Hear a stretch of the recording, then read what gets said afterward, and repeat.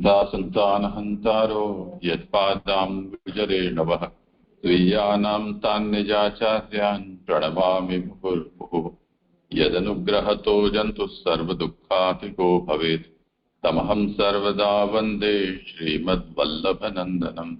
अज्ञानतिमिरान्धस्य ज्ञानाञ्जनशलाकया चक्षुरुन्मीलितं येन तस्मै श्रीगुरवे नमः। नमामि हृदये शेषे क्षीराब्धिशायिनं लक्ष्मीसहस्रलीलाभिः सेव्यमानं कलानिधिं। चतुर्भिश्च त्रिभिस्तथा षड्भिर्विराजते योऽसौ पञ्चधा हृदये।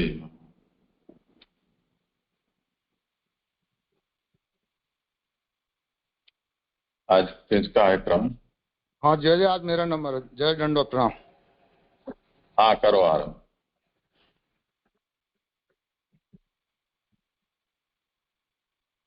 जय, आज श्लोक क्रमांक 2 में आ गया अपन। कल अपन ने गायत्री के बीज भाव का निरूपण हुआ था।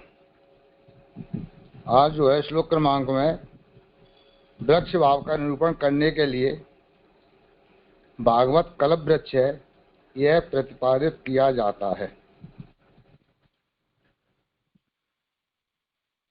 तो गायत्री बीज है, वेद वृक्ष है और भागवत फल या कल्प वृक्ष एक ही बात है दोनों। तो उसका प्रतिपादन है आज श्लोक क्रमांक 2।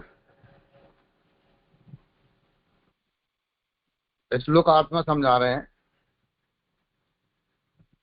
मात्सर आदि दोषों से रहित तथा कृपालुप्त आदि गुणों से युक्त संत जनों के, भगवत भक्तों के कापट्य आदि से युक्त मुक्त परम धर्म का यहाँ भागवत में निरूपण किया गया है। यहाँ भागवत शास्त्र में जानने योग्य उस परम वस्तु तत्व का साक्षात भगवान का निरूपण किया गया है जो कल्याणकारी है तथा त्रिविध ताप का समूल विनाशक है। महामुनि श्री वेदव्यास ने इस 10 रसयुक्त भागवत का प्रणयन किया है, तो फिर भगवत अतिरिक्त अन्य पदार्थ का निरूपण करने वाले अन्य शास्त्रों से प्रयोजन ही क्या। इस भागवत शास्त्र का ऐश्वर्य इतना अमाप है कि श्रवण की इच्छा करने वाले महाभाग्यशाली जीव तत्क्षण ही श्रवण करते ही ईश्वर को अपने हृदय यानी कमल के संपुट में अवरुद्ध कर लेते हैं, अपने बस में कर लेते हैं। यहाँ तक श्लोक अर्थ हुआ। अब शोधनी। धर्म और ज्ञान साधन है। भगवान का आविर्भाव साध्य है, अर्थात धर्म और ज्ञान से भगवान का आविर्भाव होता है। तदंतर इसके बाद उसमें यानी प्रवेश को प्राप्त करना ही फल है। यह सब भागवत से ही संभव है। अतः भागवत एक विशिष्ट कल्प वृक्ष है, अर्थात भागवत इच्छित से भी अधिक देता है। जिसका विधि से संबंध हो, अर्थात जो विधि बोधित हो वह धर्म है और यही धर्म का लक्षण है। अर्थात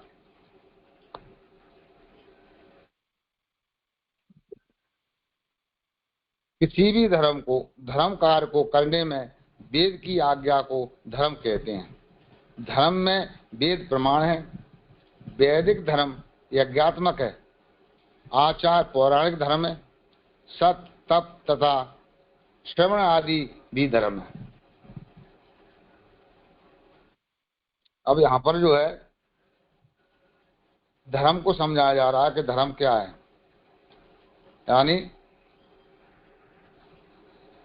धर्म और ज्ञान, इस श्लोक में दोनों की व्याख्या की गई है।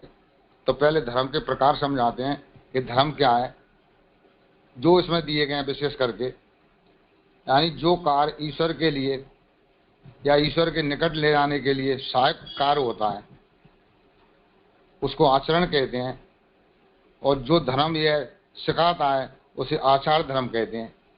तो ये आचार धर्म की इस तरह की इसमें परिभाषा आती है। तो इसमें सबसे पहले यानी वैदिक धर्म समझाया, फिर आचार धर्म, और फिर जो है सात्विक धर्म, तप धर्म और श्रवण आदि धर्म, 5 प्रकार के धर्मों का यहाँ पर निरूपण किया गया है। तो सबसे पहले अपन वैदिक धर्म में चल रहे हैं। यानी वैदिक धर्म क्या है? यज्ञात्मक है, यानी यज्ञ जो करना, ये वैदिक धर्म है। और उसके आचार यानी उसको कार्य या आचरण में लाना, ये पुराण के द्वारा आते हैं। ये सभी वैदिक धर्म के अंदर ही आते हैं। सत, तप, श्रवण आदि ये सभी वैदिक धर्म में आते हैं।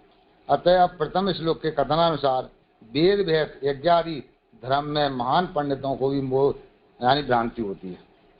अब वेदों में जो वेद धर्म है, जो ज्ञानवान लोग हैं उनको भी इसमें मोह हो जाता है। वो भी नहीं समझ पाते कि वेद हमको क्या समझाना चाह रहे हैं, क्या गलती कर जाते हैं, क्या नहीं समझ पाते हैं। तो समझा रहे हैं कि वास्तव में देखा जाए तो स्वर्ग आदि लोक की प्राप्ति रूप फल के लिए यज्ञ करने का विधान नहीं है।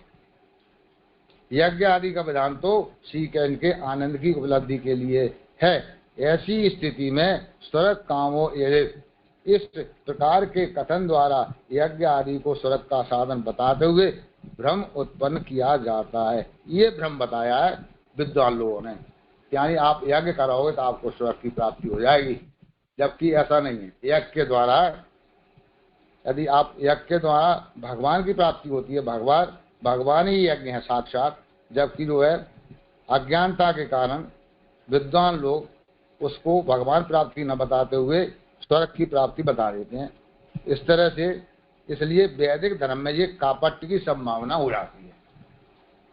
ये वैदिक धर्म में ये कापट्य हो जाता है अज्ञानता के कारण। अब इसको अगले धर्म के रूप में समझा रहे हैं कि आचार धर्म क्या है। फिर वैदिक धर्म में कापट्य है तो उसको अगले पैरा में समझा रहे हैं।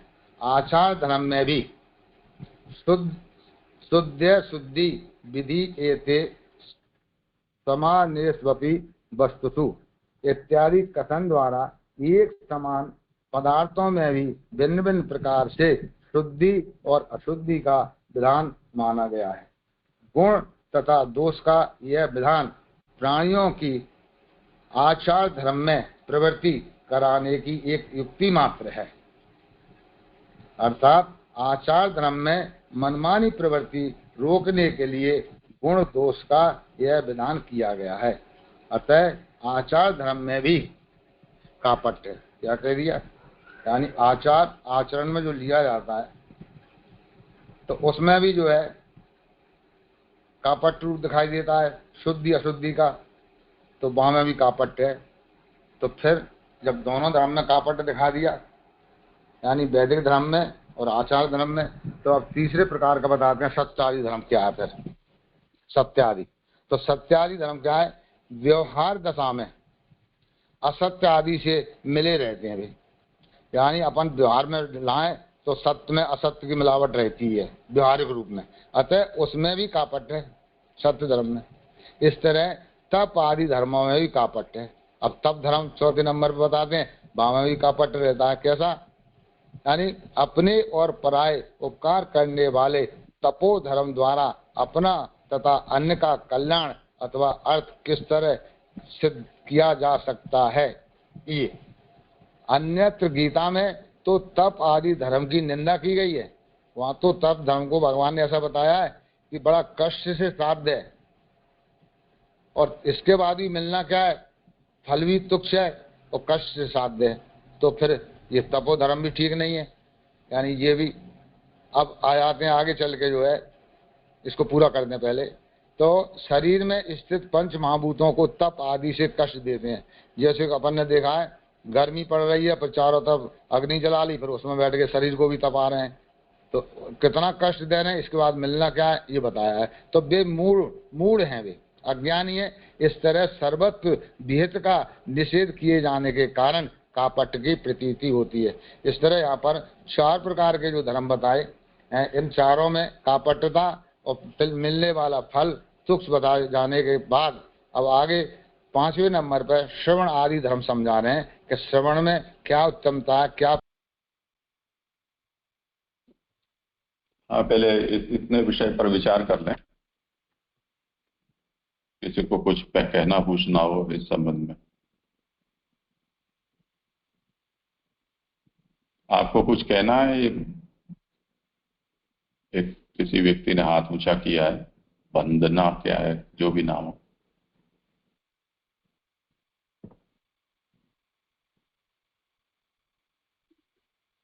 आपको कुछ कहना हो तभी हाथ ऊंचा करें, अन्यथा बीच में विक्षेप होगा, मुझे बार बार पूछना पड़ेगा और आप बोलेंगे नहीं तो फिर अच्छा भी नहीं लगेगा।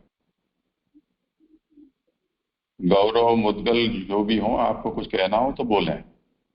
जय दंडवत प्रणाम। आपकी हाँ, जय दंडवत प्रणाम। मैं ये निवेदन करना चाह रहा था, इसमें ये पैरा फर्स्ट से लेकर सेकंड में ये विशिष्ट कल्प वृक्ष अर्थात भागवत इच्छित से भी अधिक देता है, तो कल्प वृक्ष तो वैसे ही देने में सक्षम है, तो फिर विशिष्ट शब्द का मतलब समझ नहीं आया सर। हाँ, देखते हैं, कमर जी करेंगे समाधान। हाँ जी, बोलो मुझे। हाँ, आपको ही बोलना है, आपका ही क्रम है। हाँ, अभी हमारे यहाँ जो हमारे प्रोज जी हैं राम बाबू शर्मा जी, इनका प्रश्न है कि विशिष्ट कल्प वृक्ष, ये इसके बारे में पूछा आपने। ये पूछा कि जब कल्प वृक्ष दिया है शुरू में, तो भागवत जो कल्प वृक्ष है, पर यहाँ पर विशिष्ट शब्द क्यों जोड़ा गया है? आपका यही प्रश्न है नहीं जी? हाँ हाँ, यही प्रश्न। तो हाँ, सुनिए सुनिए, यानी किसी शब्द में कोई विशेषता लगाई जाती है तो उसका कोई रीजन होता है, उसका कोई कारण बनता है। अब विशेषता क्या लगाइए? कल्प वृक्ष का मतलब तो क्या होता है, अपन समझते हैं कि जहाँ उसके नीचे बैठ करके खड़े होकर कोई कल्पना की जाए तो वो वस्तु हमको प्राप्त हो जाती है, कल्पना की जाए। अब हमारा मानव जीवन स्वभाव है, तो मनुष्य की कल्पना क्या होती है? ज्यादातर मनुष्य की कल्पना रहती है कि मुझे कोई सांसारिक वस्तु मिल जाए। जैसे अपने यहाँ शिवपुरी में देखें, अपने अध्यक्ष हैं, 93 साल की उम्र के हैं, और वो कहते हैं यार मुझे हेलीकॉप्टर मिल जाए। अब उनकी कल्पना देखो, पर हेलीकॉप्टर मिल जाए, भगवान उस कल्पना को पूरी नहीं करेंगे। देखो विशिष्टता का कारण मैं समझाऊं, क्यों नहीं करेंगे कि उससे आपका नुकसान हो सकता है, उससे आपको कोई लाभ नहीं होगा, लाभ के बजाय नुकसान हो सकता है। तो भगवान यानी कल्प वृक्ष आपको, जो भागवत रूपी कल्प वृक्ष क्या देगा? जो आपके हित में है वो वस्तु देगा, जो आपके हित में नहीं है वो वस्तु नहीं देगा। तो उसके लिए ये विशिष्ट शब्द जोड़ा गया है। कल्प वृक्ष तो आपने जो कल्पना करी, आपने कुछ भी नीचे खड़े जंगल में आपने कल्पना करी कि जंगल है, शेर तो नहीं आ जाएगा, आपकी कल्पना में आई शेर आ गया, पर वो आपके हित में नहीं है। ये भागवत आपको अहित वाली वस्तु नहीं देगी, जो हित में होगी वो ही देगी, इसलिए इसमें विशिष्ट शब्द जोड़ा गया। बाकी अब जय समझाएंगे, कुछ गलतियां होंगी।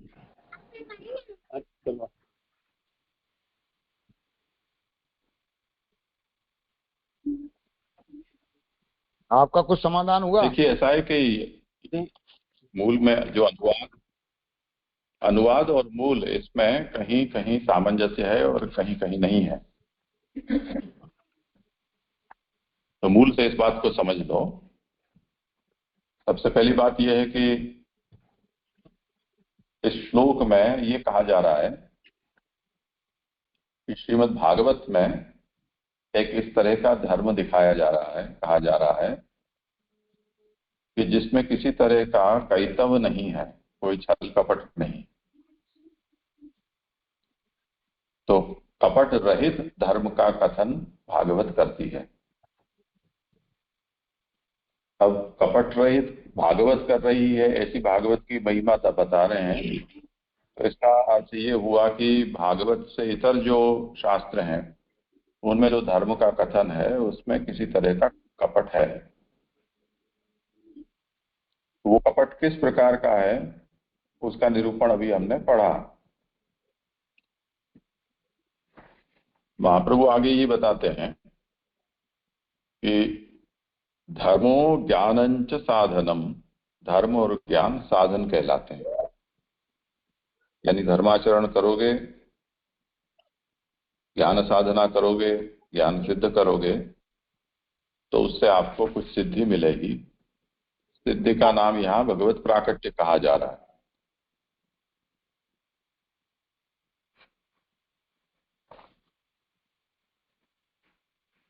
भगवत आविर्भाव होने पर तदनु तत्र प्रवेशः फलम, भगवत आविर्भाव हो जाने पर यहाँ तो धन्यता हो गई, पर देहावसान के बाद जो भगवत साक्षात्कार जिसे हुआ है उसका भगवान में प्रवेश होता है, यानी सायुज्य होता है, और इसे फल कहा जाता है। एतत् सर्वं भागवतादेव भवति इति विशिष्ट कल्पद्रुमत्वम, इतना सब भागवत से ही हो जाता है, इसलिए भागवत एक विशिष्ट प्रकार का कल्पद्रुम है।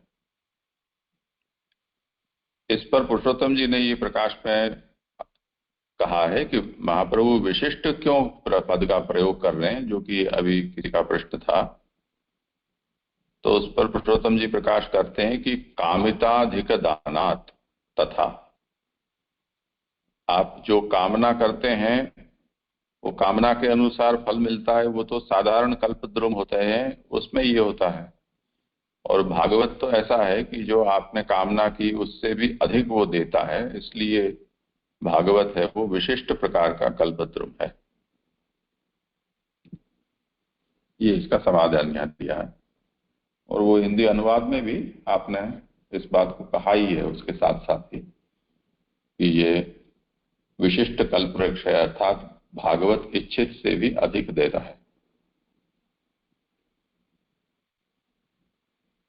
ठीक है, करें आगे। लीजिए, अब आगे जो है श्रवण आदि धर्म को समझा रहे हैं। श्रवण आदि धर्म में, कमल जी एक मिनट जी, ये जो गीता में तप आदि धर्म की निंदा की गई है, शरीर में स्थित पंच महाभूतों को तप आदि से जो कष्ट देते हैं वो मूढ़ है। इस तरह सर्वत्र विहित का निषेध किए जाने के कारण कापट्य की प्रतीति होती है। वो कुछ समझ में नहीं आई, ये जो 3 लाइन थी वो।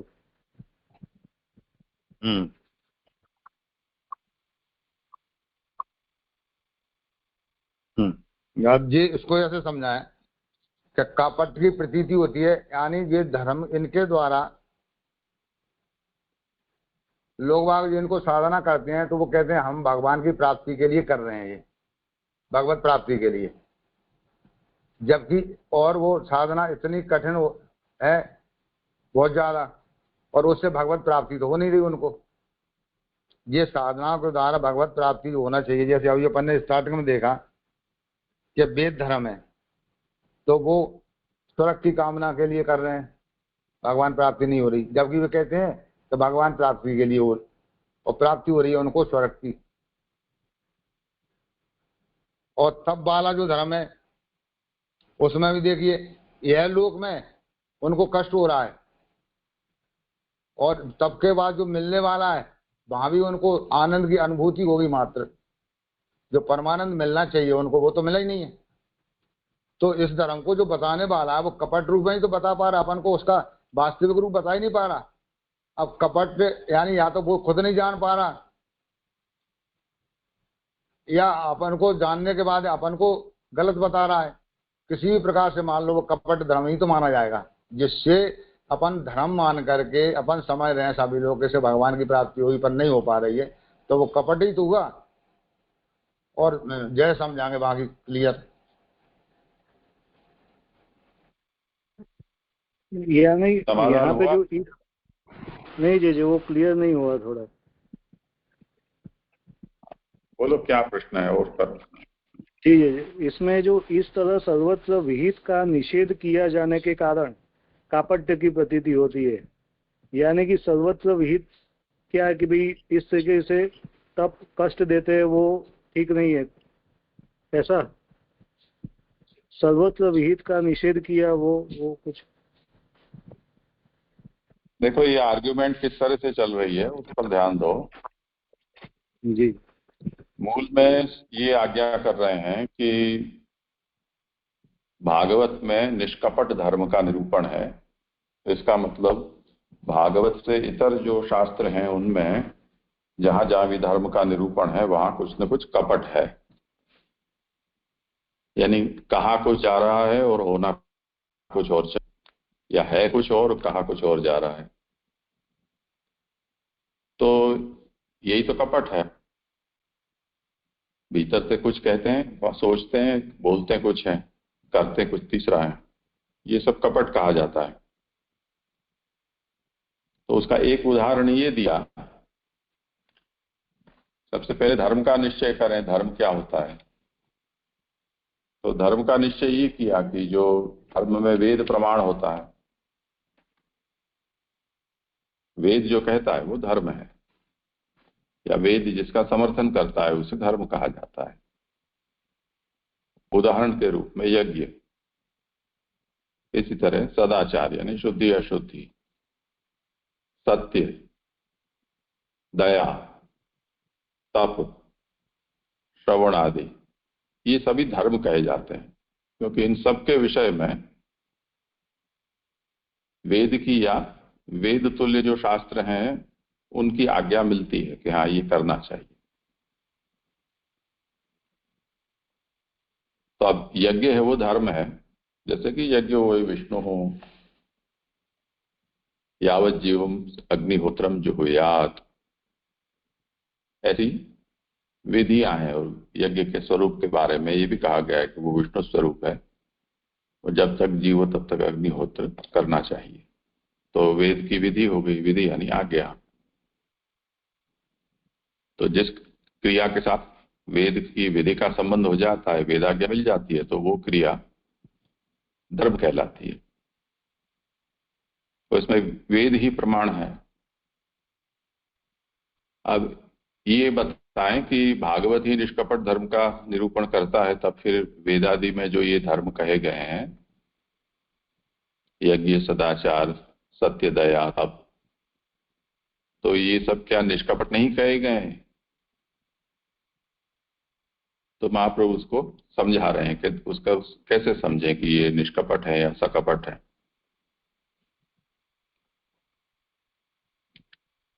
तो जैसे यज्ञ है, तो यज्ञ के लिए ये कहा जाता है कि स्वर्ग कामो यजेत, जिसको स्वर्ग की कामना है वो यज्ञ करे।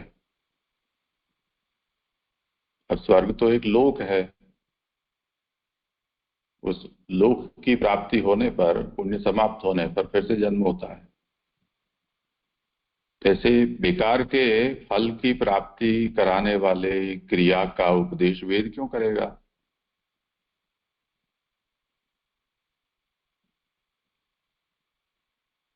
तो सच बात तो ये है कि वेद का तात्पर्य या प्रयोजन मनुष्य को स्वर्ग लोकों में भटकाना नहीं है। निश्रेयस मुक्ति की प्राप्ति, संसार की निवृत्ति, ऐसा उसका उद्देश्य होना चाहिए। तो उसी का उपदेश वेद में मिलना चाहिए, फिर ये सब बातें क्यों आ रही हैं उसमें? और सच बात यह है कि अगर वेदादि शास्त्रों के उपदेशों में अगर हम उसको जोखें, तोलें, तो ये स्थिति होगी कि मुश्किल से 1% ऐसी बात आएगी कि जो सीधे सीधी सच्ची सच्ची हो, और सब बातें तो ऐसी हैं कि जो भ्रमित करने वाली। तो जो वेदादि शास्त्रों का हेतु नहीं है उनको यहां फल साधन के रूप में बताया जा रहा है। तब तो फिर कहना पड़ेगा नहीं कि इसमें कुछ कपट है।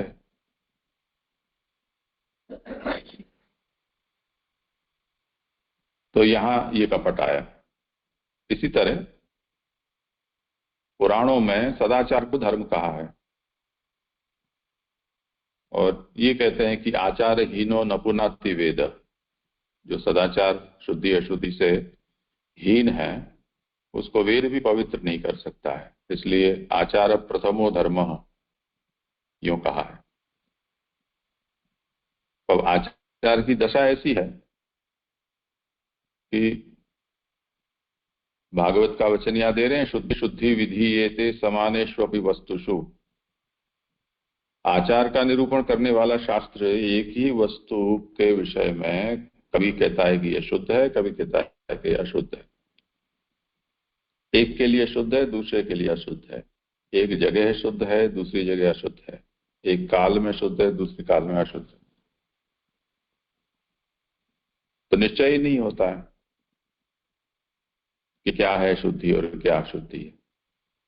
अपने यहाँ भी आता है वार्ता जी में कुत्ते की कथा, गरीब की रसोई में से कुत्ता निकल गया तो श्री साईं जी ने कहा कि धो के और बर्तनों को उपयोग में ले लो। अमीर के यहाँ से ऐसा हुआ तो कहा कि बासन फेंक दो, नए लाओ। तो ऐसे निर्णय होते हैं, तो निश्चय नहीं बनता है कि इसमें सचमुच में अशुद्धि हुई या नहीं हुई। अगर सामर्थ्य के हिसाब से शुद्धि अशुद्धि होती हो तब फिर कुत्ता उसमें निमित्त क्यों बना। तो यहां ऐसा लगता है कि कुछ न कुछ कपट है। कपट का मतलब सीधी बात नहीं है। मूर्ख बनाना वो, या किसी की वंचना करना, वो एक अलग अर्थ होता है, पर ये सीधी सरल बात नहीं है, कुछ अटपटी बात है। तब फिर कहा कि तप में क्या समस्या है। तपो ब्रह्मेति व्यजानात, ऐसा कहा है। तप को ब्रह्म रूप कहा है और तप को श्रेष्ठ धर्म कहा है। तब उसमें समस्या क्या बता रहे हैं वो षष्ठ संत का यहाँ वचन दिया है कि कक्षेमो निज प्रयोग कियान वार्ता स्वपरद्रुहा धर्मेण।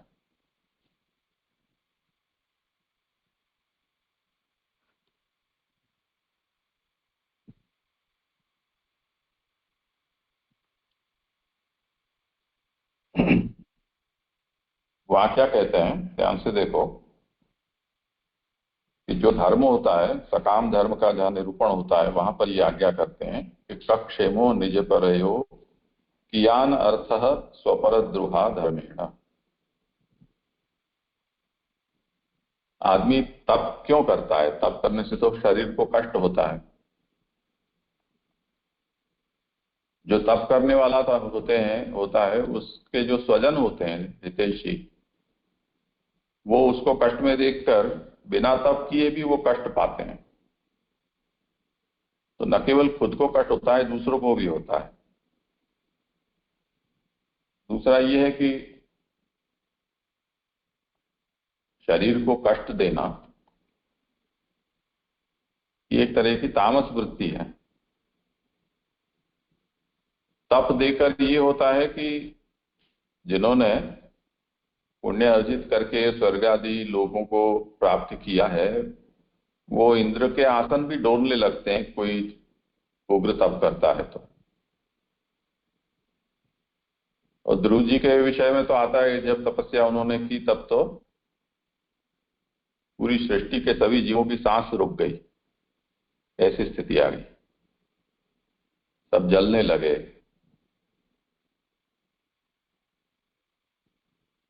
तो इसमें अपना पराया किसी का भी प्रयोजन सिद्ध नहीं होता है, क्योंकि इतना उग्र कर्म बिना कामना के तो कोई करता नहीं है। तो तप अधिकतर होते हैं वो सकाम ही होते हैं। इसलिए ऐसे कर्म की निंदा करते हुए ये कहा है कि जो इस तरह का तपोरूप धर्म का सकाम अनुष्ठान करता है उसका खुद का चित्त भी दुखी होता है और दूसरे का चित्त भी है वो दुखता है, और फलतः उसमें धर्माभासता रह जाती है। ऐसे कह के और इस तप की निंदा की गई है। तो अब एक और तो आप तप को धर्म रूप बताते हैं, तप करने के लिए लोगों को प्रेरित करते हैं, और दूसरी ओर उसकी निंदा भी करते हैं। जैसे भागवत में ये निंदा हुई है, उसी तरह तपोधर्म की गीता में भी निंदा हुई है। अशास्त्र विहितम घोरम तप्यन्ते तपोजना दंभाहंकार संयुक्ता काम राग बलान्विता कर्षयंत शरीरम तम भूतग्रामम अचेतस माम चैवांत शरीरस्थम तान विद्यासुर निश्चयान। ऐसा भगवान कहते हैं कि शास्त्र विधि से रहित कल्पित प्रकार से जो तप करते हैं और जो दंभ अहंकार कामना आसक्ति और बल के अभिमान से युक्त हैं, ऐसे जो तपने वाले, वो इस शरीर में शरीर रूप से जो भूत समुदाय है और उस समुदाय के अंतर्गत जो अंतःकरण है जिसमें भगवान का वास है, उनको कमजोर बनाते हैं।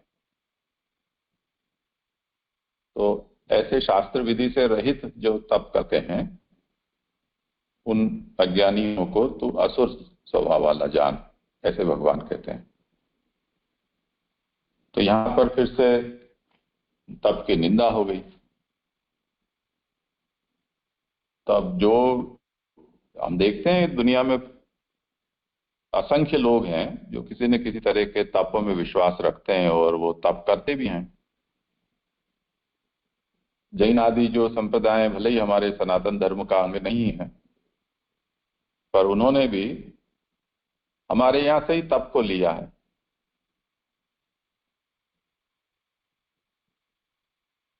और ऐसे ही जैन तप की प्रकृति के अपने यहां भी बहुत संप्रदाय हैं।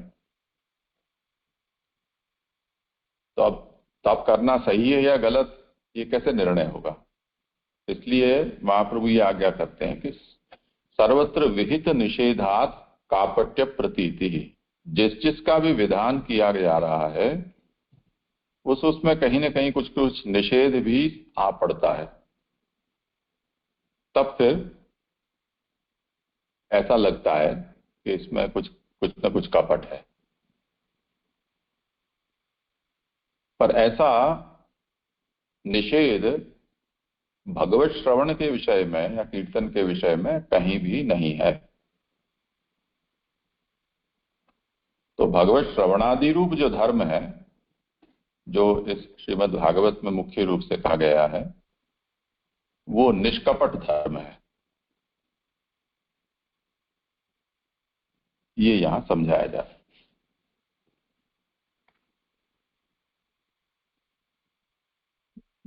जी जी जी। तो जे એટલે ऐसा समझना कि जो धर्म और ज्ञान जो दो साधन बताए, उसमें जो धर्म है यानी कि जो क्रिया रूप है वो कापट्य सर्वत्र उसमें दिख रहा है और जो ज्ञान है उसमें नहीं दिख रहा है, ऐसा समझना। नहीं, अभी उसका भी नंबर आएगा। अभी जितना हुआ है उतना तो करो। जी जी जी।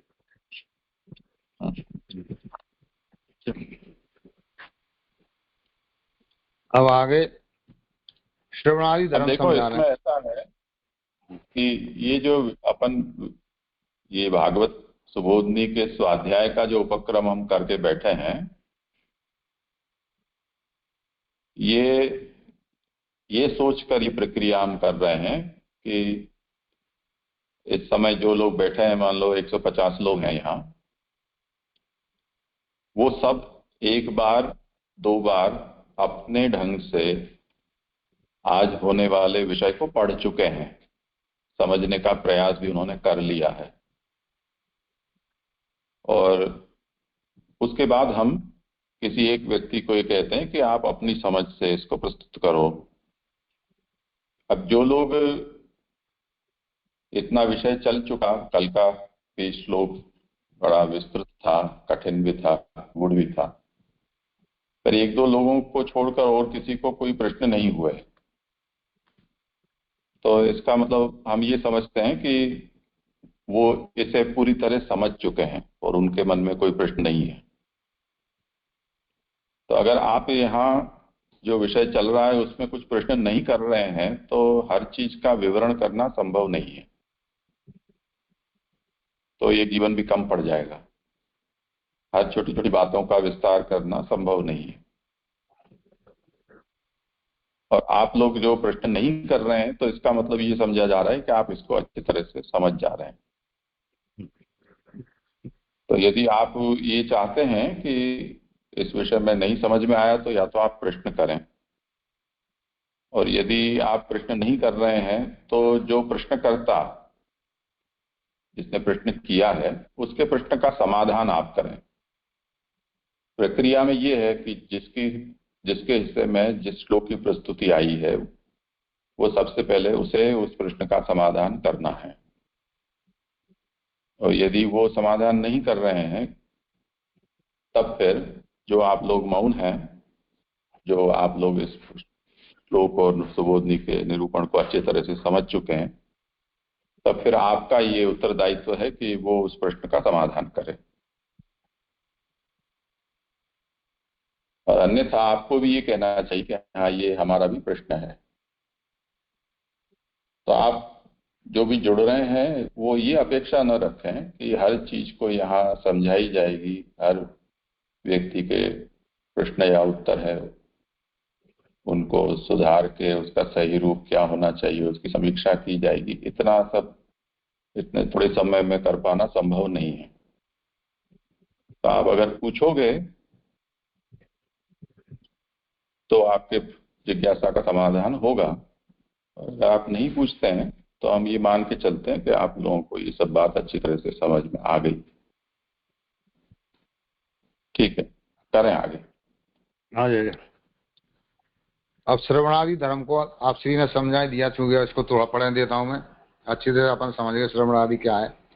तो श्रवणादि धर्म में ऐसा किसी भी प्रकार का कापट्य नहीं।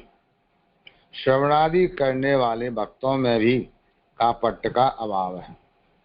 यहाँ कापट्य के एकांत अभाव का निर्देश उज्जित के पूर्व प्र उपसर्ग के प्रयोग द्वारा किया गया है। अर्थात भागवत में कापट्य धर्म का प्रकट रूप से सर्वथा अभाव है। कपट रहित श्रवणादि धर्म भागवत से ही सिद्ध किया जा सकता है। कपट रहित श्रवणादि धर्म भागवत से ही सिद्ध किया जा सकता है। भागवत धर्म होने के कारण यह परम धर्म है, अथवा इससे परोमीयते पर श्रीकृष्ण जाने जा सकते हैं। इसलिए अथवा यह धर्म भगवत साक्षात्कार में हेतु है, इसलिए भी इस धर्म को परम श्रेष्ठ कहा है। श्री व्यास जैसे विशिष्ट महान भावों से आचरित होने के कारण भी यही धर्म उत्कृष्ट है, और इसी का निर्देश निर्मत्सराणाम सताम इस पंक्ति द्वारा किया गया है। तो दूसरों के उत्कर्ष को सहन नहीं करना मत्सर दोष कहलाता है। कृपालता आदि धर्म संबंधी विषय गुण कहलाता है।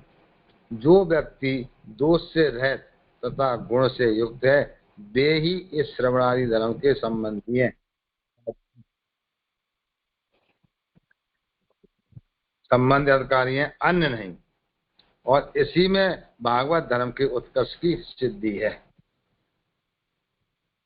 इससे अन्य धर्मों में ईर्षा आदि मात्सर आदि स्पष्ट ही है। इस तरह यहाँ पर जो है श्रवणादि धर्म को आप श्री ने अच्छे से अपन को यहाँ तक समझा दिया। अब धर्म को समझने के बाद में अब आ जाते हैं ज्ञान। तो अभी किसी ने प्रश्न किया था तो जैसे आप श्री ने आज्ञा कही ज्ञान का भी आगे आने वाला है, तो ज्ञान को अपन समझते हैं आगे। ज्ञान भी भागवत में ही निरूपित हुआ है, और इसीलिए जानने योग्य वस्तु तो भागवत में ही है। अब ज्ञान के द्वारा कोई वस्तु जानी जाए तो भागवत में ही है।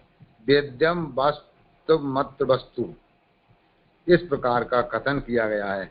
अन्यत्र तो यज्ञ ब्रह्म काल तथा पुरुष ये चार ही विषय जानने योग्य यानी वेद बताए गए, किंतु यहाँ भागवत में तो इन चारों का ही वास्तविक रूप यानी वस्तु स्वरूप जो साक्षात भगवान हैं वही जानने योग्य बताए गए। क्यों? क्योंकि भगवान ही सबके वास्तविक रूप है। तत्परांत यानी इसके बाद में अपने आप से ही प्रकाशित भगवान यहाँ भागवत शास्त्र में ही जाने जा सकते हैं, अन्यत्र नहीं। क्योंकि अन्य शास्त्रों में वेद वस्तु यानी जानने योग्य जो पदार्थ है वो अवास्तविक है, वास्तविक नहीं है, और जो वास्तविक वस्तु है वो अवेद जानने योग्य नहीं है। ऐसी स्थिति में अन्य शास्त्रों में निरूपित विषय अविद्या से युक्त व्यक्तियों के लिए है, अर्थात अन्य शास्त्रों में अविद्याग्रस्त जीवों को अधिकार है, किंतु भागवत में तो केवल मुक्त जीवों को ही अधिकार है। अच्छा समझाया महाप्रभु जी ने। यहाँ पर क्या कह रहे हैं, यदि ज्ञान के द्वारा जानने योग्य वस्तु है तो वो केवल भगवान ही है, जाना जा सके, वास्तविकता यदि कोई है। अन्य शास्त्रों में के द्वारा इसको अपन नहीं समझ सकते हैं, या उसको बताया नहीं गया, इस तरह से क्लियर नहीं किया गया है। और इसको जानने वाला है, यदि वो जान सकता है तो मुक्त जीव है, वो ही जान पाएगा। अविद्या से ग्रस्त है वो नहीं समझ पाएगा, जो मुक्त है वो इसका अधिकारी है जानने का, अन्य उसका अधिकारी नहीं है। यहाँ तक इतना समझाया। अब आगे समझा रहे हैं, सबके लिए अवैध होते हुए भी एक भगवान एक मिनट। हाँ जी कमल जी, यहाँ पे जो ये जो मुक्त जीवों का ही अधिकार है, तो मुक्त जो जीव है उससे कैसे समझना? हाँ, देखो दो प्रकार के जीव बताए, बद्ध और मुक्त। तो बद्ध और मुक्त कैसे हैं? अब जीव जैसे ही आया तो सबसे पहले वो जो है यानी बद्ध ही होता है जीव, यानी लिंग शरीर, सूक्ष्म शरीर, इसके ऊपर स्थूल शरीर, तो दोनों से तो जो बन गया वो पहले नंबर एक। इसके बाद वो बद्ध हुआ संसार में आके, तो मैन तो संसार में ही उसका जो बद्ध है वो बना हुआ है। जब तक संसार से मुक्त नहीं होगा, वैराग्य नहीं होगा, यानी तब तक उसको मुक्त नहीं मानेंगे अपन। संसार से मुक्त हो जाएगा, वो संसार में लिप्त नहीं रहेगा, तब उसका जो है भगवान की तरफ मन जुड़ेगा, तब वो मुक्त माना जाएगा संसार में, तब उसका मन लगेगा, अन्यथा नहीं लगेगा। और जब मुक्त हो गया तो वो अधिकारी हो गया, यानी अविद्या से ग्रस्त नहीं रहा, उसको ज्ञान हो गया इस तरह का कि अब मुझे यानी भगवान को पहचानना, जानना, प्राप्ति करनी है, ये ज्ञान हो गया। तब वो जो है जितना ज्ञान होता जाता है उतना उतना मुक्त होता चला जाता है संसार से। तो ये दो तरह का बंधन बताया, एक तो उसके शरीर का, लिंग शरीर का, और स्थूल शरीर से बंधन है, और स्थूल शरीर का पर जो आपके संसार से बंधन है उसका। और इनसे जो है वैराग्य हो जाना और भगवान की तरफ राग हो जाना है, ये उसकी जो है मुक्ति अपन इस तरह ही समझते हैं। और आगे चल के जो है इस वो ही मुक्त जीव जीवन मुक्त भी हो जाता है, यानी जब उसको जो है संसार से टोटल वैराग्य हो जाता है, यानी निरोध स्थिति में हो जाता है, तब वो जो है जीवन मुक्त भी कहलाता है। जैसे आपके अपन ने जड़ वगैरह का उदाहरण देखा है, ऋषभदेव का देखा कि जीवन मुक्त से इनका जीवन रहा, यानी इनको जो है फिर संसार के कोई राग द्वेष लगते ही नहीं है, व्यापते नहीं है, तो वो जीवन मुक्त हो जाते हैं। इस तरह से मेरी समझ में आया। और इसके अलावा और हुआ समाधान? એટલે ऐसे दिखा रहा है कि भी अन्य शास्त्रों में अविद्याग्रस्त जीवों को अधिकार है, परंतु भागवत में तो मुक्त जीवों को ही अधिकार है। यानी जो दैवी जीव है वो सेंस में मुक्त जीवों को लेने का वो थोड़ा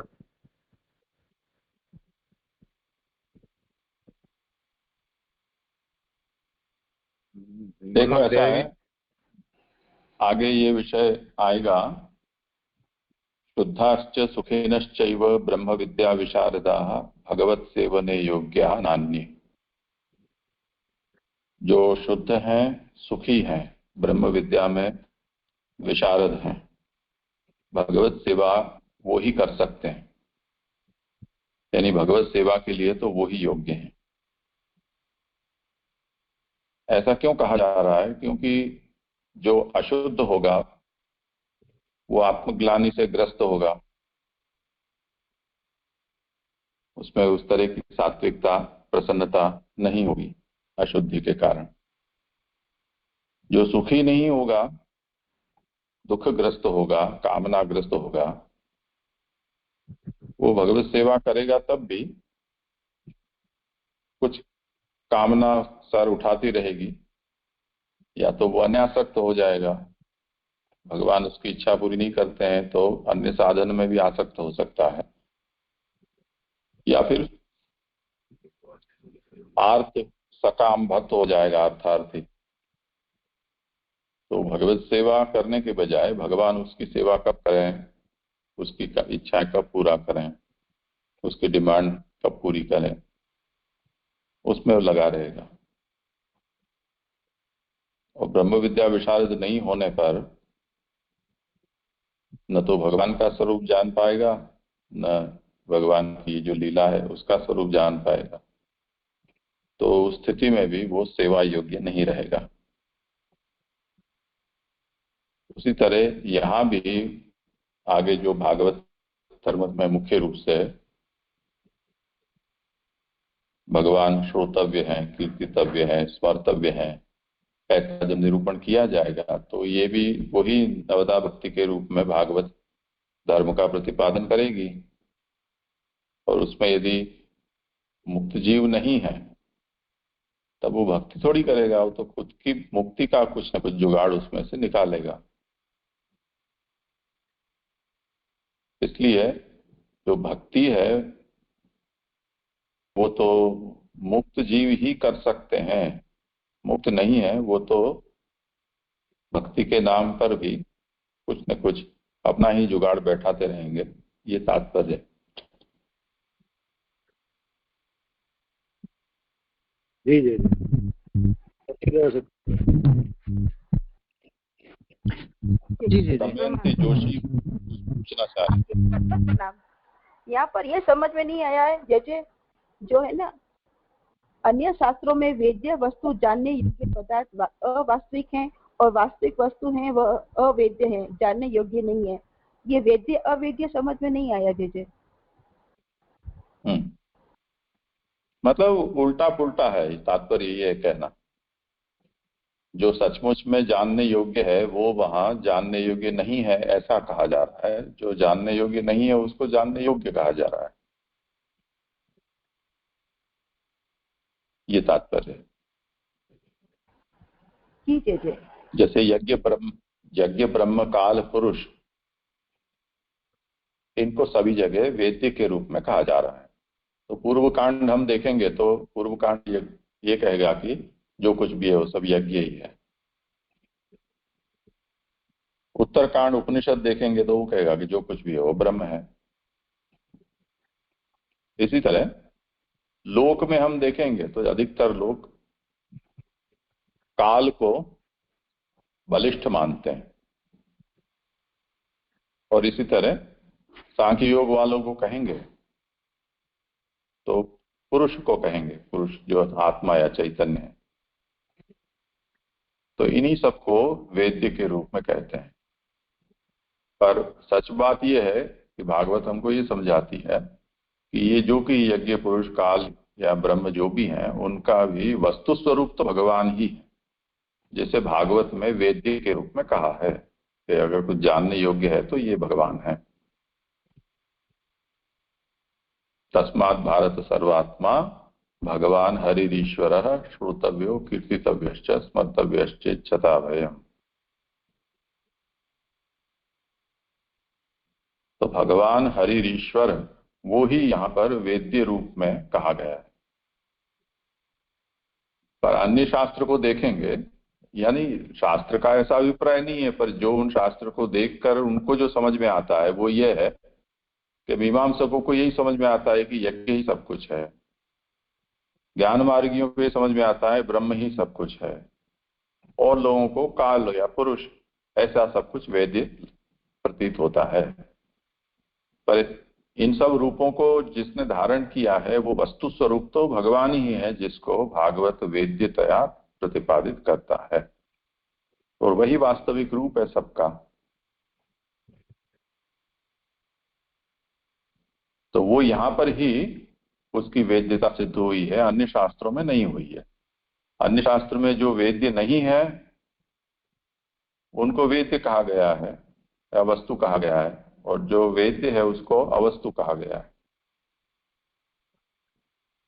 ये तात्पर्य है। समझ में आ गया जी अच्छी तरह से।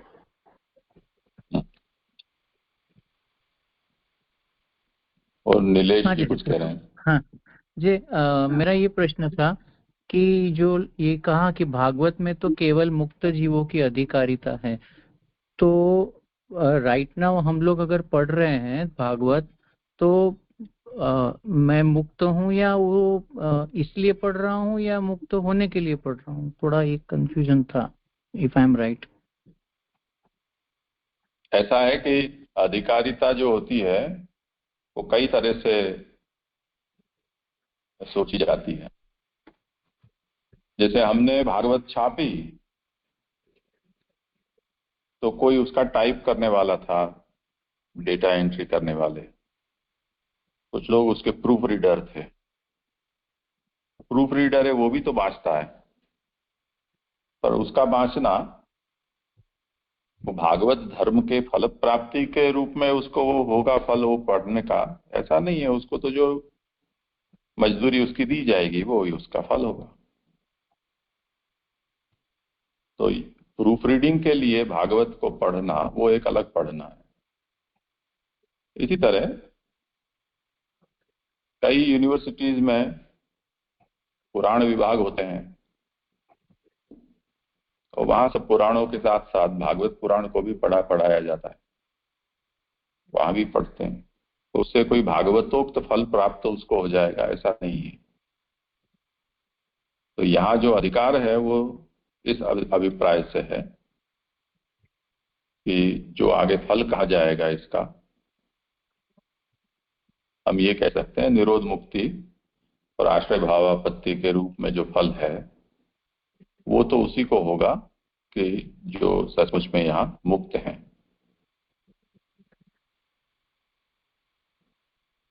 तो ये जब हम पढ़ लेंगे उसके बाद में या तो पढ़ लेंगे या तो वोट एवर द अंडरस्टैंडिंग में क्लियर हो जाएगा, उसके बाद उसकी फल प्राप्ति हुई तो मेरा अधिकार सिद्ध हुआ, ऐसे कह सकते हैं क्या? हाँ, अब ये तो कौन चेक करेगा ना, ये सब तो हम जान नहीं सकते हैं, लंबी बात है ये सब। क्योंकि हम देखेंगे आगे ये विषय चलेगा तब कि सूत जी को भी नहीं प्राप्त हुआ फल जो भागवत कहती है वो फल। इसी तरह व्यास नारद भी लटक गए, परीक्षित ले गए। जी जी। तो इस विषय में इदम इत्थम कुछ कह पाना कठिन है। श्रोता शौनक आदि ऋषि हैं, वो भी विषय आगे आएगा तब पता चलेगा कि फल तो उनको भी नहीं मिला, इतना सब कुछ पूछ के, और उन्हीं के कारण हम सबको मिला फिर भी वो रह गए हैं।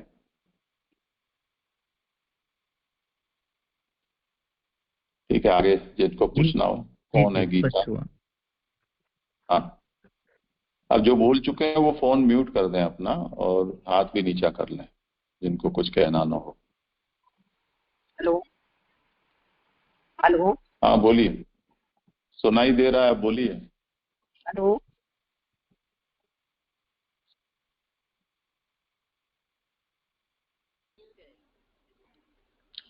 हाँ बोलिए। प्रणाम। जय कृष्ण जी। हाँ जय प्रणाम। जय। हाँ जय। मेरा प्रश्न भी पिछले प्रश्न से इतर नहीं है, वही है, अधिकार की बात है कि जो व्यक्ति दोष से रहित और गुण से युक्त है वो ही इस श्रवणादि धर्म के संबंधी है, अधिकारी है, और अन्य नहीं। और इसी में भागवत धर्म के उत्कर्ष की सिद्धि है। तो अलग से प्रश्न ये है मन में कि भागवत धर्म के उत्कर्ष से क्या तात्पर्य है, ये थोड़ा स्पष्ट करें। और दूसरा, जो साधन दीपिका में गोपीनाथ प्रभुचरण ने भी जो आज्ञा करी कि द्विजवरों को अन्य काल में भी योग्य व्यक्तियों से भागवत आदि का श्रवण करना चाहिए, तो उसको यहाँ पर कैसे ले सकते हैं अपन? संगति बैठती है तो कैसे उनको मानना चाहिए? क्या वो भी अधिकारी है या दोष से पूर्ण या गुण रहित या गुण युक्त है? ये थोड़ा सा कंफ्यूजन हो रहा है मुझे। हाँ, देखिए, ये प्रश्न आपको समझ में आया हो, कुछ समाधान करना हो तो? नहीं, ये आप समाधान करें इसका। हाँ, और किसी को करना हो समाधान, जो बोली जहाँ हाथ ऊंचा है। सही है जी। हाँ, मेरा प्रश्न अलग है, माने यानी जियो की जो अधिकारिता के बारे में है, ये इनके प्रश्न में मैं आंसर नहीं देना चाहता हूँ। हाँ हाँ, कोई बात नहीं।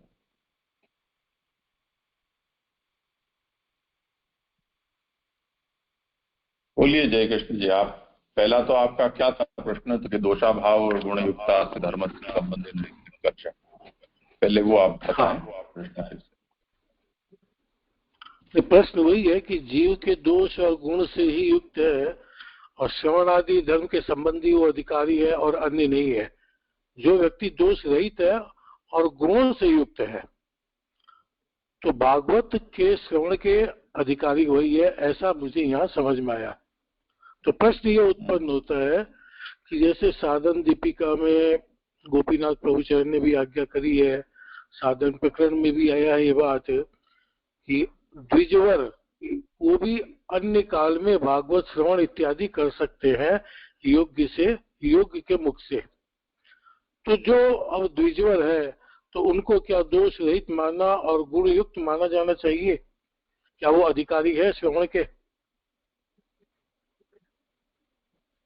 देखिए, ऐसा है कि सबसे पहले तो ये समझ, आप अपना फोन म्यूट कर दें और स्पीकर फोन का उपयोग न करें, या ईयरफोन आप ऐसे उपयोग करते हो तो इको आता है, तो आप नॉर्मल फोन में बात करते हैं उस तरह से किया करें। यहाँ जो ये बात आज्ञा की है कि दोषाभाव गुणयुक्ता अस्य धर्म से संबंधिनः इति उत्कर्षः, वो ये बात समझाने के लिए है। प्रथम पंक्ति जो श्लोक की है, दूसरे, धर्म प्रोज्जित कैसवोत्र परमो निर्मत्सराणाम सताम। अत्र यानी भागवते प्रोज्जित कैतवो धर्म, भागवत में निष्कपट धर्म का निरूपण किया गया है। वो धर्म कैसा है? वो परम धर्म है, परमो धर्म। और ऐसा धर्म का किसने अनुसरण किया है? तो निर्मत्सराणाम सताम, जो लोग निर्मत्सर हैं यानी दोष रहित हैं और सत हैं यानी गुण वाले हैं। तो दोष रहित और गुणवान का मतलब, इस श्लोक में जो दोष रहितता बताई है, जिस दोष को दोष कहा है और जिस गुण को गुण कहा है, उस संदर्भ में हमें देखना है, क्योंकि ये सप्तधा अर्थ में से श्रीमद् भागवत के शब्द का या पद का अर्थ महाप्रभु कर रहे हैं। तो इसको हमें संदर्भोपात देखना है, बिना संदर्भ के नहीं, क्योंकि दोष तो बहुत हो सकते हैं, गुण भी बहुत सारे हो सकते हैं। पर इस श्लोक में व्यास जी ने निर्मत्सर और सत जो हैं उनके परम धर्म का निष्कपट निरूपण यहाँ किया गया है भागवत में, ये कहा है। तो यही यहाँ पर दोष रहितता और गुणवत्ता, इस तरह से हमें उसके अर्थ को समझना है। और दूसरा ये कि साधन दीपिका में गोपीनाथ जी आज्ञा करते हैं कि जो पढ़ा लिखा है वो स्वयं भागवत पाठ करे और नहीं पढ़ा लिखा है वो उसके पास बैठकर सुने। उसको इससे कोई लेना देना नहीं है यहाँ जो गुणवत्ता है या दोष रहितता है उससे, क्योंकि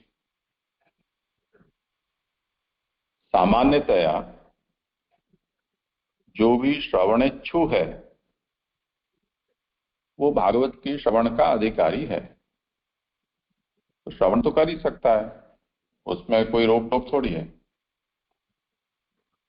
जैसे सुखदेव जी ने परीक्षित को कथा सुनाई, उस समय परीक्षित उत्तमाधिकारी श्रोता हैं, पर उस कथा को सुनने के लिए व्यास जी भी थे, नारद जी भी थे और शौनकादि भी थे, जिनको मध्यम और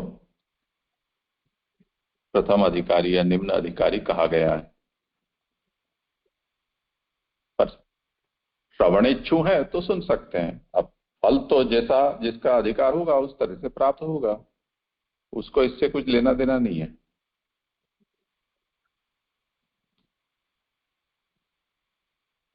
स्पष्ट हुआ जाए। हाँ, क्या मेरा यही एक पूछना था, यानी क्लियर करना था कि भागवत में जो केवल मुक्त जीवों की अधिकारिता के बारे में आपने जो समझाया, तो अपन ऐसे समझ सकते हैं ना कि यहाँ जो बात हो रही है फलोन्मुख अधिकारिता की बात है, और सामान्यतः जो अभयता प्राप्त करना चाहता है या जिनके सुकृत है वो स्वरूप योग्यता हम ले सकते हैं, तो ऐसे समझ सकते हैं ना जैसे? हाँ हाँ जी जी जी। जी, मुझे यहाँ एक प्रश्न इसलिए था कि हमने जैसे भागवत जी में निष्कपटता दिखाने के लिए सब शास्त्र में कुछ कापट्य से प्रॉब्लम हो सकता है। जैसे वेद में हमने देखा कि यज्ञ करने का विधान है, फिर आचार धर्म में हमने कुछ देखा। तो अभी जिस तरीके से हमारा डिस्कशन चला, तो हम अगर भागवत जी में भी देखें तो जैसे महाप्रभु जी साधन प्रकरण में भी कहते हैं कि एक दोष है कि हम वृत्ति अर्थ करें, और अगर आज के समय के हिसाब से हम देखें तो भागवत जी में ज्यादातर मुक्ति के लिए ही उपयोग देख सकते हैं कि मुक्ति के लिए ही भागवत जी का उपयोग ज्यादा हो रहा है। तो ये भी एक तरह की कापट्यता हुई ना।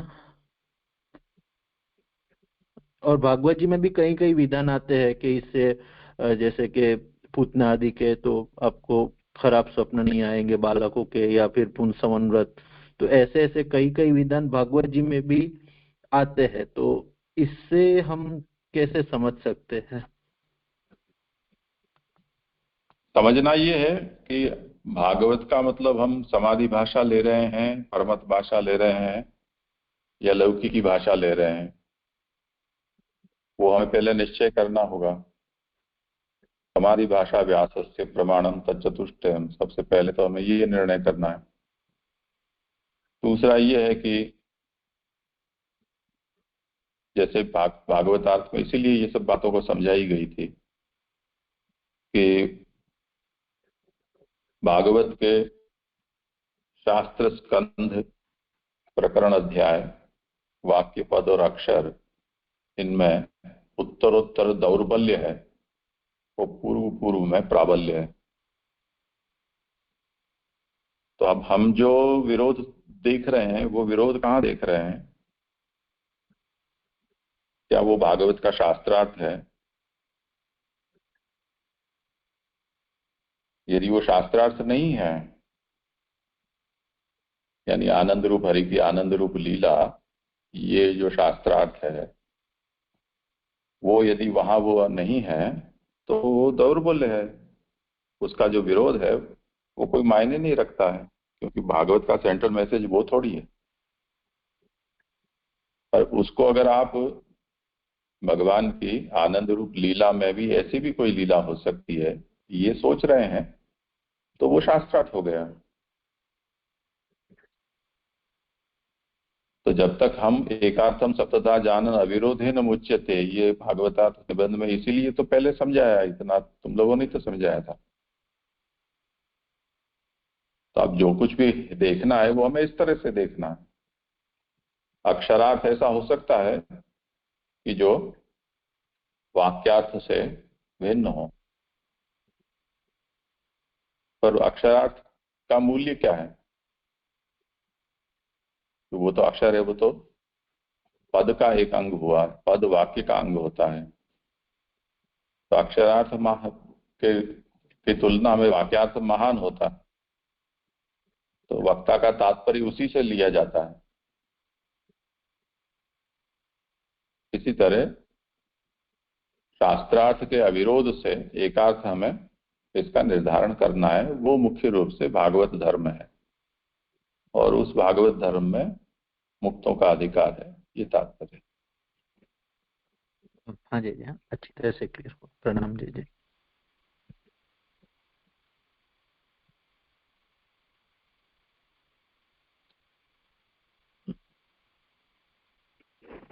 ये गीता कौन है, कुछ कहना है आगरा आपको? आगरा से। जय हम बोल रहे थे। हेलो हेलो हाँ बोलिए आप। हाँ हेलो मत करिए, आप सीधा बोलिए जो भी कुछ कहना। हेलो।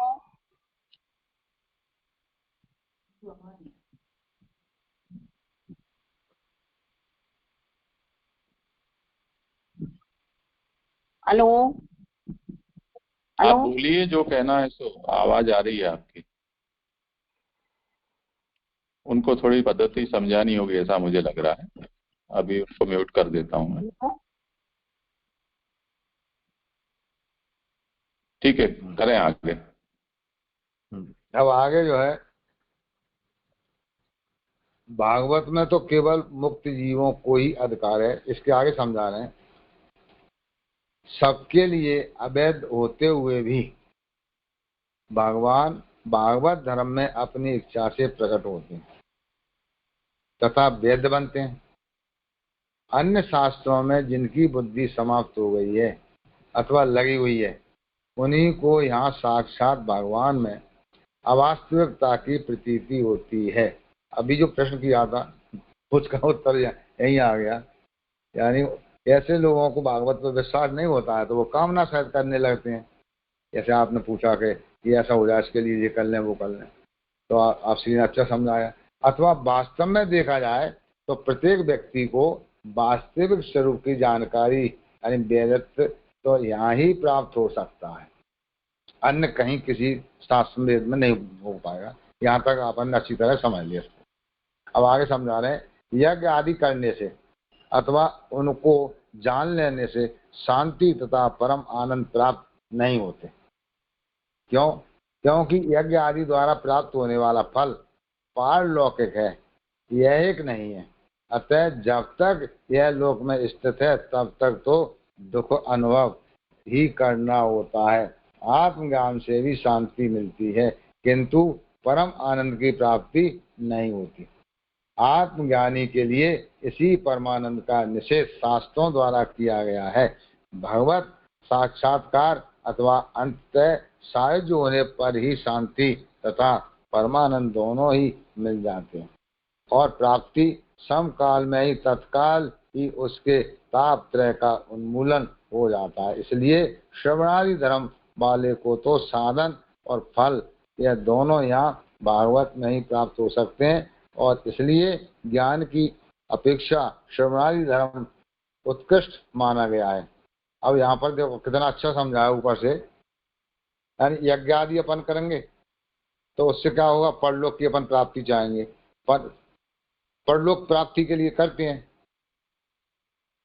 वो कब मिलेगा यहाँ से जाने के बाद? तो यहाँ तो आपको दुख ही दुख मिला, यहाँ तो कुछ मिला ही नहीं, यहाँ आनंद का अनुभव हुआ नहीं और वो कष्ट साथ हुआ।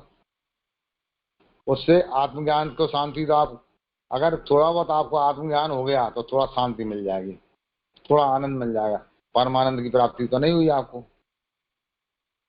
तो आत्मज्ञानी के लिए इसी परमानंद का निषेध शास्त्रों द्वारा किया गया। यानी भगवत साक्षात्कार या सायुज्य होने पर ही शांति या परमानंद दोनों ही मिल सकते हैं। जब तक सायुज्य नहीं होगा तब तक नहीं मिल पाएंगे। अब इससे सायुज्य तो हुआ नहीं यज्ञ के द्वारा, इसलिए श्रवणादि धर्म। अब आप श्री ने अभी बताया श्रवण आदि में जो है नवदा भक्ति भी आप श्री ने समझाई।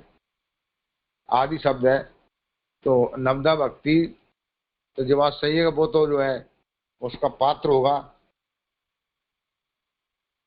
तभी वो समझ पाएगा, अविद्याग्रस्त होगा, मुक्त होगा, तब वो नवदा भक्ति में श्रवण आदि में आएगा।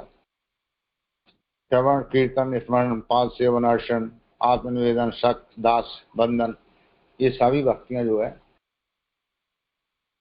उसको सिद्ध हो जाएंगी, ये भागवत के द्वारा ही होंगी, ये उसको ज्ञान हो जाएगा। यानी भागवत से ही प्राप्त हो सकते हैं, अन्य नहीं। इसलिए ज्ञान की उपेक्षा श्रवणादि धर्म उत्कृष्ट माना गया है। ज्ञान की अपेक्षा, यानी ये नवदा भक्तियों को उत्कृष्ट माना गया है, ऊपर माना गया है। यहाँ तक अपन हाँ, कुछ हो विचारणीय सर, बोले।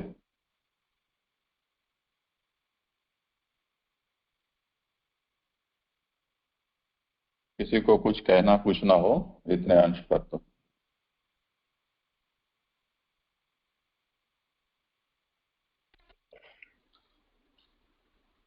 कमल जी, एक प्रश्न आता है मेरे मन में। मेरी आवाज आ रही है कमल जी? हाँ, आ रही है, बोलिए। हाँ, ये जो प्रथम पंक्ति में लिखा यज्ञ आदि करने से अथवा उनको जान लेने से शांति या परम आनंद प्राप्त नहीं होते, क्योंकि यज्ञ आदि द्वारा प्राप्त होने वाला फल पारलौकिक है, ऐहिक नहीं। परंतु अन्यान जो अपन देखते हैं, जैसे सुनने में आया, पढ़ने में आया कि राजा दशरथ ने जो पुत्र प्राप्ति के लिए यज्ञ किया तो उनको इसी लोक में पुत्र की प्राप्ति हुई। अन्यान भी और भी कई प्रकार के यज्ञ कईयों ने किए, उनको उनके फल की प्राप्ति इसी लोक में हुई। तो ये पारलौकिक कैसे है, ये थोड़ा सा स्पष्ट करें।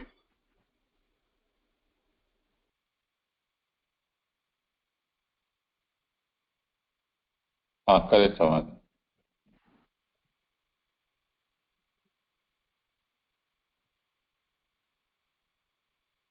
पारलौकिक ही हो। यज्ञ का यदि आपने इस जगह कोई कामना करी है कि मुझे ये प्राप्त हो जाए, तो यहाँ तक सीमित रहेगा, आपका पारलौकिक खत्म हो गया, तो आपको इस लोक का फल मिल गया। और आपने इस लोक में नहीं मांगा कि मुझे तो स्वर्ग में जाना है यज्ञ करके, तो आपको इस लोक में फल नहीं मिला, तो उसका फल लिमिटेड तो हो ही गया। यानी जबकि यज्ञ का साक्षात भगवत स्वरूप है, भगवान ही है, आपने कामना से किया है तो उसकी कामना आपको पूरी हुई।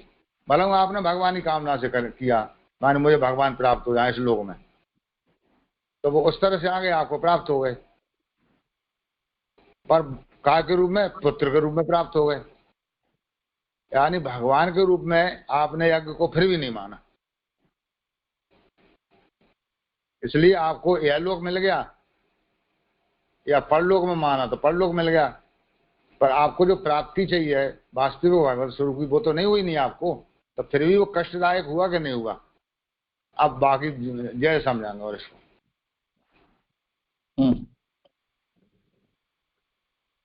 हुआ समाधान आपका? भी पूर्ण संतुष्टि नहीं है, क्योंकि यह स्पष्ट जो लिखा है कि भाई प्राप्त होने वाला फल पारलौकिक है, ऐहिक नहीं है। ऐसा जोर देख के कहा कि ऐहिक नहीं है, यानी पारलौकिक ही है। ये थोड़ा सा कंफ्यूजन कर रहा है। हाँ, इसमें ये समझना चाहिए, मूल में वैसे ऐसी बात नहीं है। यज्ञादि कृतेषु ज्ञातेषु च न शांत परमानंदा वाप्ति ही। यज्ञादि कर लेने पर और इसी तरह ज्ञान मार्ग के द्वारा ब्रह्म ज्ञान हो जाने पर भी शांति या परमानंद की प्राप्ति नहीं होती है। पारलौकिकत्वाच्च, क्योंकि यज्ञ आदि से प्राप्त होता फल है वो पारलौकिक होता है। तस्य फल से सांप्रतम दुखानुभवश्च, और वो जो फल है वो जब तक प्राप्त नहीं होता है तब तक तो यहाँ बैठे बैठे उसकी बाट देख के दुखी होते रहना ही है। इसमें ये समझना है, लेखकार ने इसको स्पष्ट किया है कि यज्ञादि फलस्य तु लोक पशुपुत्रादि रूपत्वेन कल्पनात् न पारलौकिकत्वम् इति न यज्ञादिना शांतादि प्राप्ति इति भावः। यज्ञ के जो फल हैं वो लोक प्राप्ति यानी स्वर्ग आदि लोगों की प्राप्ति या पशुपुत्र आदि के रूप में फल कहा जाता है। इसलिए यज्ञादि का फल कोई पारलौकिक है तो नहीं होता है। पारलौकिक का मतलब यहाँ लेखकार का तात्पर्य यह है कि भगवत लोक की प्राप्ति के रूप में नहीं है। लोक प्राप्ति जो कहा गया है वो लोक स्वर्ग आदि लोक से समझना है। तो इस कारण से जिनको यज्ञ के परिणाम स्वरूप स्वर्ग आदि लोक या पशुपुत्र के रूप में फल प्राप्त होता है, ये सब फल पारलौकिक नहीं होने के कारण यज्ञ से ऐसी शाश्वत शांति की प्राप्ति नहीं होती है। ये उनका तात्पर्य है। और दूसरा, इदानीन्तनानां ज्ञान दुर्बलानाम अन्यथा करणेन, वर्तमान समय के कली के जो जीव हैं वो ज्ञान दुर्बल हैं, उल्टा पुल्टा कुछ भी करते हैं। बहरीन में सोमयज्ञ करने चले जाते हैं, लंदन में कर देते हैं सोमयज्ञ। तो ये तो शास्त्र से विरुद्ध हो गया, अत्यंत विरुद्ध हो गया। और द्रव्य आदि व्यय जनित, एक तो इतना खर्चा हो और दूसरा उसका फल भी कुछ नहीं होता है।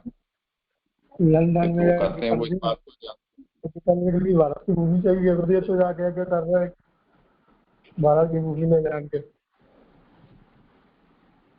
अरे आप अपना फोन म्यूट करें, यहाँ विक्षेप हो रहा है। परमानंद जी, आप परमानंद लें भले, पर हमको दुखी मत करें। तो इस अभिप्राय से ये कहते हैं कि जिसने ये किया भी है वो एक तो पैसा वेस्ट हुआ, श्रम हुआ और फल भी कुछ नहीं हुआ, तो उसके परिणाम स्वरूप उसको तो दुखी ही होगा। तो तात्पर्य ये है कि यज्ञ से न तो शांति मिलती है और न ही परमानंद की प्राप्ति होती है।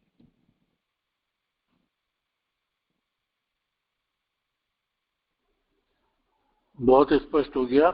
और मेरा अगला प्रश्न भी सोम यज्ञ से संबंधित ही था कि अब उसमें जो फाइनेंसर है उनको तो ये अवश्य पढ़ना चाहिए कि भाई आप जो फाइनेंस करते हो सोम यज्ञ के लिए, उसका तो फल आपको ही नहीं मिलता ही नहीं है इस लोक में, तो क्यों करते हैं?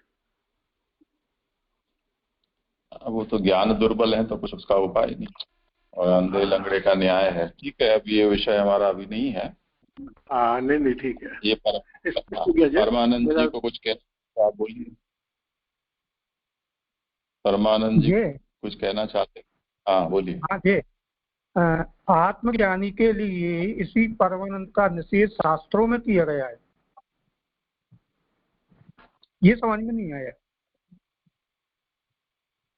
क्या बोल, मैं भी नहीं समझा आपके प्रश्न।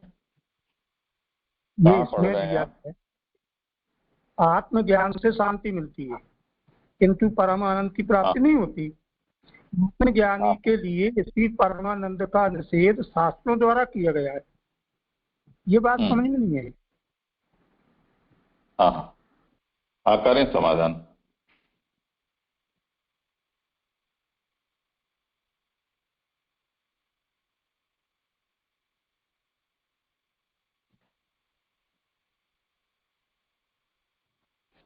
तो इसमें ये है, यानी आत्मज्ञान से भी शांति मिलती है किंतु परम आनंद की प्राप्ति नहीं होती।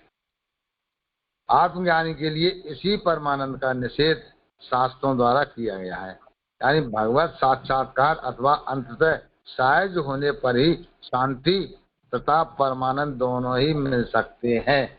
ये कहा ऊपर जो बताया है कि आपको यदि इस तरह का यज्ञ वगैरह करने और आपको जिसका ज्ञान हुआ तो मानो मुझे इससे परमानंद की प्राप्ति हो जाए, यानी आपने यज्ञ जो है निष्काम भाव से भी करे, मान लो आपको आत्मज्ञान भी हो गया, तो आप यज्ञ के द्वारा ज्यादा कहाँ तक पहुंचोगे, क्या मिलेगा ज्ञान से आपको?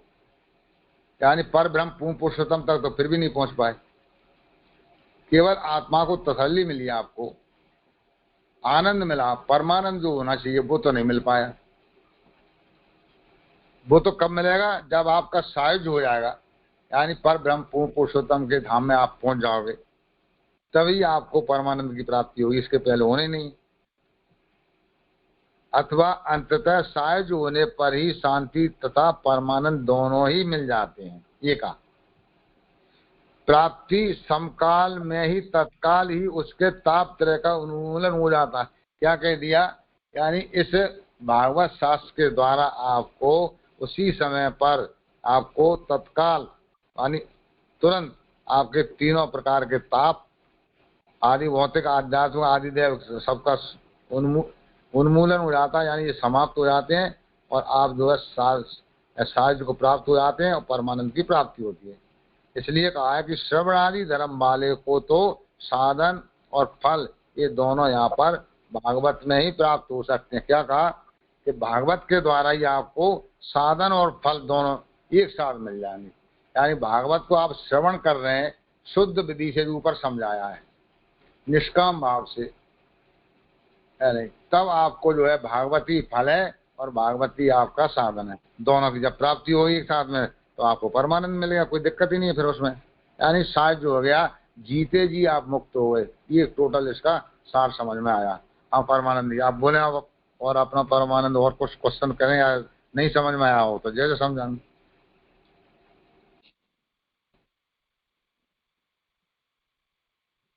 आपका हुआ समाधान? हाँ जी, परमानंद जी हो गया आपका समाधान? ठीक है जी। हाँ, आगे कोई पूछ रहे हैं कुछ? हाँ कोई है, जितेंद्र मुदगल कोई? मेरा नाम मैं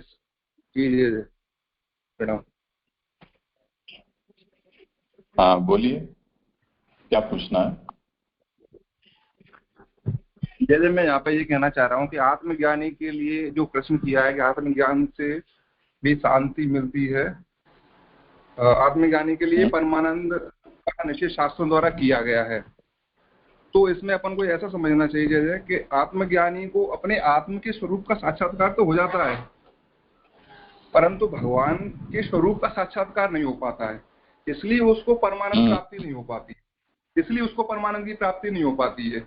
जब तक जीव को अपने खुद के स्वरूप का ज्ञान हो गया, मान के चलो उसको पता चल गया कि मैं जितेंद्र मुदगल नहीं हूं, मैं एक साधारण जीव हूं और मेरा यहाँ पर केवल परमात्मा की परमानंद को प्राप्ति करने के लिए आया हूं और उनकी भक्ति के लिए आया हूं। जब तक ये तो साक्षात्कार उसको हो गया अपना खुद का, लेकिन उसको तब तक परमानंद की अनुभूति नहीं होगी जब तक वो खुद भगवान का साक्षात्कार न कर ले। और भगवान का साक्षात्कार जीव को तब हो पाएगा जब उसकी खुद की इंद्रिया, मन, बुद्धि सभी दिव्य हो जाए। जब तक वो दिव्य नहीं बना लेगा उनको, तब तक वो खुद भगवान का साक्षात्कार नहीं कर पाएगा। और जब वो खुद उनको दिव्य बना लेगा भक्ति के द्वारा, तब वो भगवान का साक्षात्कार कर पाएगा और उसके बाद ही उसको उस परम आनंद का प्राप्ति होगी जिसके लिए वो लालायित है या जिसके लिए वो व्याकुल है। ऐसा यहाँ पर प्रतीत हो रहा है कि परमानंद का निश्चय शास्त्रों द्वारा किया गया। मतलब शास्त्रों से आपको परमानंद नहीं मिल सकता है, शास्त्रों से आपको आत्मज्ञान मिल जाएगा, ज्ञान की प्राप्ति हो जाएगी, सभी चीजें मिल जाएंगी, लेकिन आपको परमानंद तो तभी मिल पाएगा जब आप खुद भगवान का साक्षात्कार कर पाओगे। हाँ वो तो यही कहा ही है, बस इतनी सी बात है इसमें कि आत्मज्ञान से, जैसे सुखदेव जी के विषय में आत्मा रामश्च मुनयो निर्ग्रंथाप्युरुक्रम कुर्वन्त हि तु किं भक्तिमित्थं भूत गुणो हरेहि, वहां पर ये कहा गया है कि भगवान के गुणों को सुनकर और आत्माराम मुनि है वो भी अपनी आत्मज्ञान की जीवन मुक्त अवस्था से भी विचलित होकर और भगवान के गुणों को गाने लग गए। तो भगवान के गुणों ने ऐसा उनको आकृष्ट किया। तो अगर उनको आत्मज्ञान अवस्था में शांति या परमानंद का अनुभव हो रहा होता तो फिर क्या आवश्यकता थी कि वो इस तरह से भगवान के गुणगान में प्रवृत्त हों।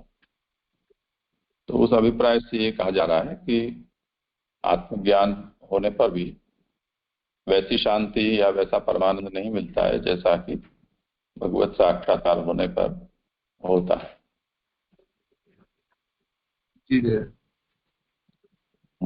ये इसमें ऑब्जेक्शन निषेध शब्द पे आया। कौन से शब्द पर? निषेध, परमानंद का निषेध शास्त्रों द्वारा किया गया है, अर्थात शास्त्रों द्वारा। हाँ बोलिए। अर्थात मेरे ऐसे समझ में आया, अर्थात शास्त्रों द्वारा परमानंद प्राप्त करने का निषेध बताया गया है, मैं इसका अर्थ ये समझ गया।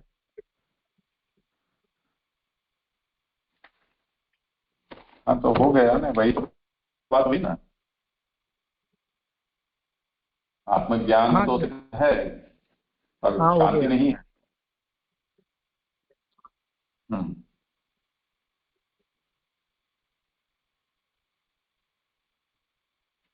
चलो आगे पढ़ोगे। तो अब अगले पैरा में समझा रहे हैं, शब्द रस को भली भांति समझने वालों के लिए भी यही भागवत ही उत्कृष्ट है। शब्द रस माने जो भागवत यानी काव्य रस, आनंद, यानी आनंद को, यानी काव्य के आनंद को समझने के लिए ये भागवत के द्वारा ही समझाया जाता है। उसकी उत्कृष्टता को समझ सकते हैं, अन्य के द्वारा नहीं समझ पाएंगे। इसी का निर्देश प्रस्तुत श्लोक में श्रीमद् भागवते इस पद द्वारा किया गया है। यह भागवत श्री से युक्त श्रीमद है, अर्थात भक्ति रस सहित 10 रस से युक्त है। जितने भी काव्य हैं उनमें यद्यपि इसकी छाया अवश्य है, तथापि काव्य निंदित हैं, क्योंकि उनके रचयिता दोष हैं। यहाँ भागवत में कर्तृत्व दोष की, अर्थात उसके प्रेरिता में दोष की शंका करना ही व्यर्थ है, क्योंकि यह श्रीमद् भागवत तो महामुनि की रचना है, अर्थात सम्यक मनन करने वाले महामुनि श्री वेद व्यास द्वारा प्रणीत है। वेद व्यास ने समाधि में अनुभव करके इसको रचा है। इसी समाधि भाषा का निर्देश करने के लिए यहाँ महामुनि कृते इस पद का प्रयोग किया गया। तदुपरांत इस पद से यह भी सूचित किया गया है कि इस भागवत का प्रणयन समाधि में जैसी वेद व्यास को भगवान ने प्रेरणा दी, उसी के अनुसार मनन पूर्वक यह भागवत आलेखित की गई है। वेद व्यास का कथन है कि मैंने स्वतंत्रतया इस भागवत की रचना नहीं की है। इससे यह सिद्ध होता है कि इसमें यानी भागवत में कर्तृत्व दोष नहीं। अब देखो इस पैरा में ये समझाया है कि अनेक काव्य बने रस के, उन काव्यों को जो रचयिता हैं उनमें भी जो है, यानी उन्होंने भी ऐसा नहीं है कि शास्त्रों से उन निकाले हैं, उन्होंने लिखा है, भागवत में से भी निकाले हैं तमाम लोगों ने। जैसे आज अपन देखते हैं कि तमाम गीता कितने लोगों ने लिख दी है, पर वहां पर कर्तृत्व दोष आ गया है। यानी जो रचयिता है, उसका लिखने वाला है, वो यदि शुद्ध नहीं है तो उसमें दोष आ गया, उसके लिखे हुए शब्दों में दोष आ गया, रचयिता का दोष आ गया। यहाँ पर व्यास जी में तो ये दोष है नहीं, क्योंकि व्यास जी जब समाधि में बैठकर व्यास जी ने लिखा तो भगवान ने पुनः व्यास जी में प्रवेश करके, यानी भगवान ने ही भागवत को लिखा है, तो कर्तृत्व दोष इसमें हो ही नहीं सकता है। यहाँ पर इतना समझाया था, इसलिए भागवत में जो है उत्कृष्टता यहाँ पर भागवत की बताई है। ये शब्द रस का जिक्र समझाया। और इसमें किसी को कोई समझ में नहीं आया हो पूछे यहाँ तक।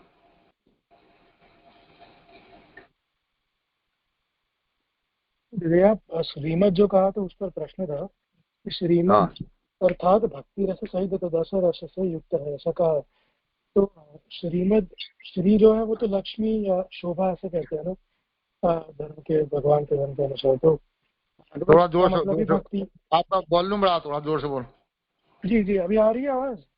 हाँ आप आ रही है जी।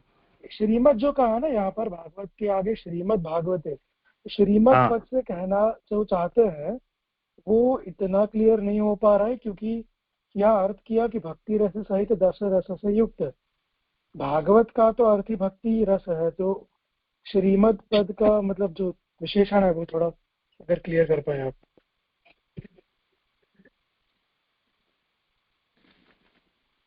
श्रीमद शब्द के लिए तो कई बार जो है प्रयास भी किए हैं, श्रीमद शब्द क्यों जोड़ा गया है इसको मैं भी क्लियर नहीं समझ पाया, क्योंकि अभी मैं इसमें समय वेस्ट करूंगा अच्छा नहीं आएगा। जैसे समझे अपन लोग तो ज्यादा अच्छा है।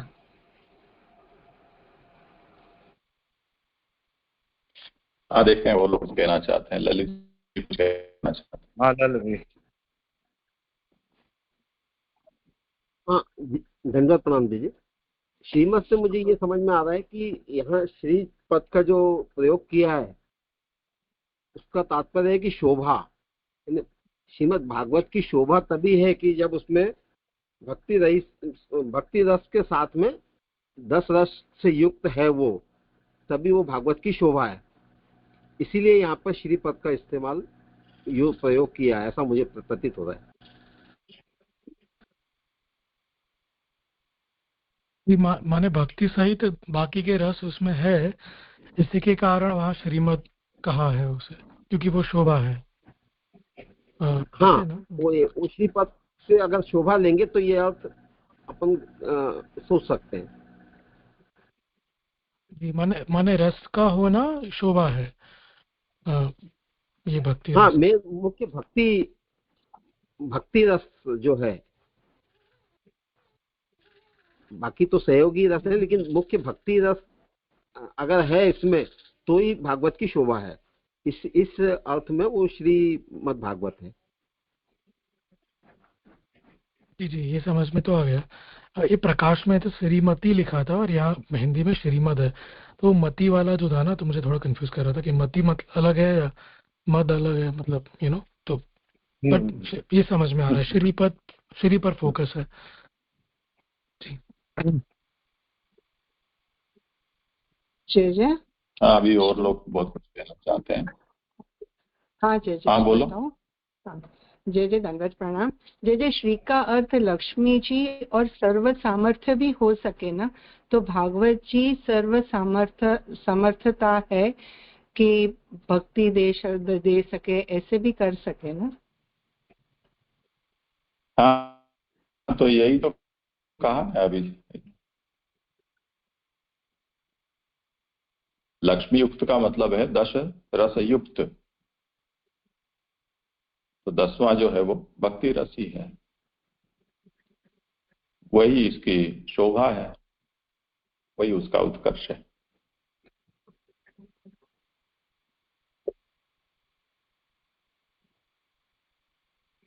अब जिनको कुछ कहना नहीं है वो अपना, और ये कौन है श्याम रेड्डी.com, उनको कुछ कहना है? ठीक है, करें आगे, ये बोल नहीं रहे। हाँ जी, अगले पैराम समझा रहे हैं।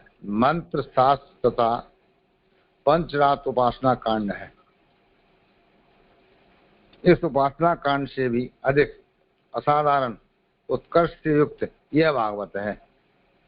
मंत्र शास्त्र में देवता स्वाधीन होते हैं, किंतु वे ईश्वर रूप नहीं है।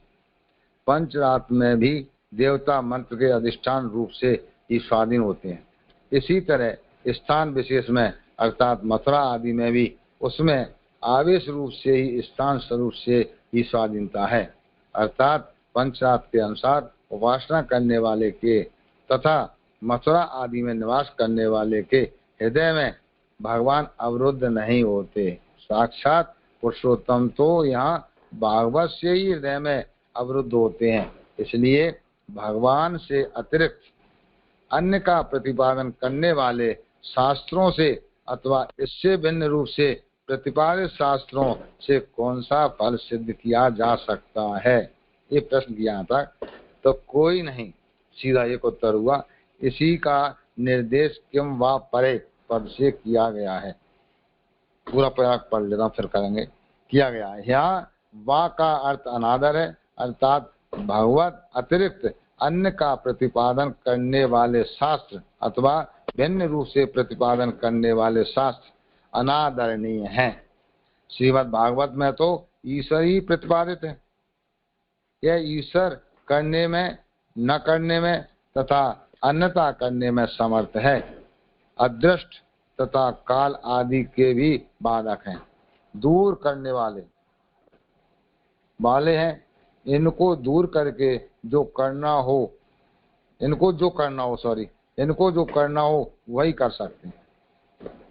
अदृष्ट आदि से किए गए प्रतिबंध को दूर करने में समर्थ हैं, तो भक्त भ्रांत हो गए हैं, या उनकी भ्रांति को दूर करके उनको सन्मार्ग में प्रवृत्त करते हैं। यहाँ ईश्वर से यही तात्पर्य है। यही ईश्वर श्री भागवत के श्रवण मात्र से ही विचार अथवा चिंतन किए बिना भी तत्क्षण हृदय में आरूढ़ हो जाते हैं। देखो अब ऊपर ये समझाया, मंत्र शास्त्र क्या होते हैं? हिंदू धर्म की एक शाखा है जो मंत्रों के अध्ययन पर केंद्रित है। पंचरात जो शांडिल मुनि वगैरह इन्होंने जो है लिखे हैं, या उपासना कांड, तो इस उपासना कांड से भी अधिक, यानी इनसे भी अधिक असाधारण उत्कर्ष से युक्त भागवत है। मंत्र शास्त्र में देवता स्वाधीन होते हैं। अब जो मंत्र हैं वो देवता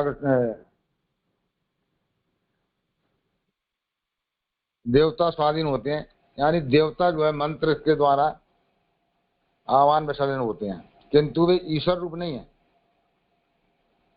पंचरात में भी देवता मंत्र के अधिष्ठान रूप में, उसमें भी ये बताया है शांडिल मुनि ने जो लिखा है। इसी तरह जो तीर्थ आदि स्थान है, मथुरा आदि, उसमें आवेश रूप से, स्थान रूप से ही स्वाधीनता है। यानी अपन उन स्थानों पर जाएं, उस स्थानों पर लीला का अवगत दर्शन करें, मनन करें, तब उसको अपन को जो है उसका स्वरूप समझ में आता है, स्फुरित होता है। अर्थात पंचरात के अनुसार उपासना करने वाले को तथा मथुरा आदि में निवास करने वाले के हृदय में भगवान अवरुद्ध नहीं होते।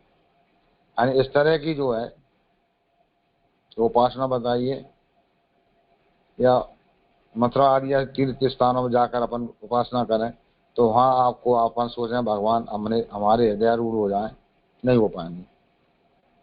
साक्षात कारण की पुरुषोत्तम तो यहाँ भागवत से ही हृदय में अवरुद्ध होते हैं। यानी भागवत की जो उत्कृष्टता बताइए, इसलिए भगवान से अतिरिक्त अन्य का प्रतिपादन करने वाले शास्त्रों अथवा इससे भिन्न रूप प्रतिपादन करने वाले कौन सा फल सिद्ध किया जा सकता है? क्या कह दिया कि भागवत से बढ़ करके अन्य कौन सा शास्त्र है जो आपको ये फल दे सकता है? कोई नहीं दे सकता। तो वहां पर जो है चुम्बा परे बा का अर्थ बताया अनादर है, आपको अनादर ही मिलेगा। भागवत के अलावा अन्य कोई शास्त्र ऐसा नहीं है जो आपको अनादरणीय हो। यानी श्रीमद् भागवत में तो ईश्वर ही प्रतिपादित हैं। कैसा ईश्वर है वो? हमारा कर्तु अकर्तु अन्यथा कर्तु, यानी वो जो है कर्तु यानी विधि विधान में जो बताया गया है उसको करता ही है वो, हमेशा दुनिया में चल रहा है। अकर्तु भी बन जाता है, लिखे हुए को वो कहता है नहीं करना मुझे, अन्यथा कर्तु भी बन जाता है, यानी जो नहीं किया जा सके वो कर सके। पूरी भागवत हमारी इन तीनों शब्दों से भरी पड़ी है, सभी लीला प्रभु की। ब्रज की लीला देखो तो देखा जाए तो अन्यथा कर्तु की है। भगवान ने 6 दिन में पूतना को वध कर दिया। अकर्तु कहाँ बन गए भगवान? दुर्वासा मुनि के प्रसंग में देखा अपन ने कि वहां पर जो है सुदर्शन से रक्षा ही नहीं कर पाए उनकी भगवान। मैं नहीं कर पाऊंगा भाई, जबकि भगवान का आयोग है, तो अकर्तु बन के भगवान मैं नहीं कर सकता। इस तरह के पूरी भागवत में अपने भगवान के तीनों प्रकार के जो है उदाहरण अपन को देखने को मिलते हैं। सब लोगों को इसका अच्छा ज्ञान है, कोई दिक्कत नहीं है। तो ये जो है अन्यथा करने में समर्थ हैं, अदृष्ट तथा काल आदि के भी बाधक हैं। यानी भागवत में जो है भगवान हमारे इसमें ये दर्शाया है कि काल आदि के भी बाधक हैं। यानी फिर अब काल उनका नियामक नहीं बन सकता जो भगवान के भक्त हो गए। तो अदृष्ट आदि से किए गए प्रतिबंध को दूर करने में समर्थ हैं भगवान। जो भक्त भ्रांत हो गए हैं, जो रास्ता भटक गए हैं, उनको भी रास्ते में लाती है हमारी भागवत में। और ये अपन को प्रैक्टिकल में भी अपन ने देखा है। आज से 15 साल पहले जब हम भी इधर उधर घूम रहे थे, जब हम आप श्री के सानिध्य में पहुंचे तब पता लगा कि भागवत क्या है। पुष्टि विधानम महाप्रभु जी के पूरे ग्रंथ जिसमें दिए हैं, पहला एडिशन था, सबसे पुरानी पुस्तक थी हमारे पास, वैसे ही पड़ी गई, कोई महत्व ही नहीं समझा। ऐसे ही भागवत का कोई महत्व नहीं समझा। जब समझ में आया तो समझा रहे हैं कि भ्रांत थे हम, और हमारी भ्रांति दूर करके सन्मार्ग में लाने में प्रवृत्त करती है। यानी समझ में तो आया हमको कि महाप्रभु जी क्या है, भागवत क्या है। अब वो आगे चल के कृपा करेंगे तो हम प्रयास करते रहेंगे, सन्मार्ग पर आ ही जाएंगे। थोड़ा बहुत कमी हो पूरी हो जाएगी आप श्री की कृपा से। यहाँ तक ये समझ में आया। और इसमें यहाँ तक किसी को कोई प्रश्न हो समझने को पूछें।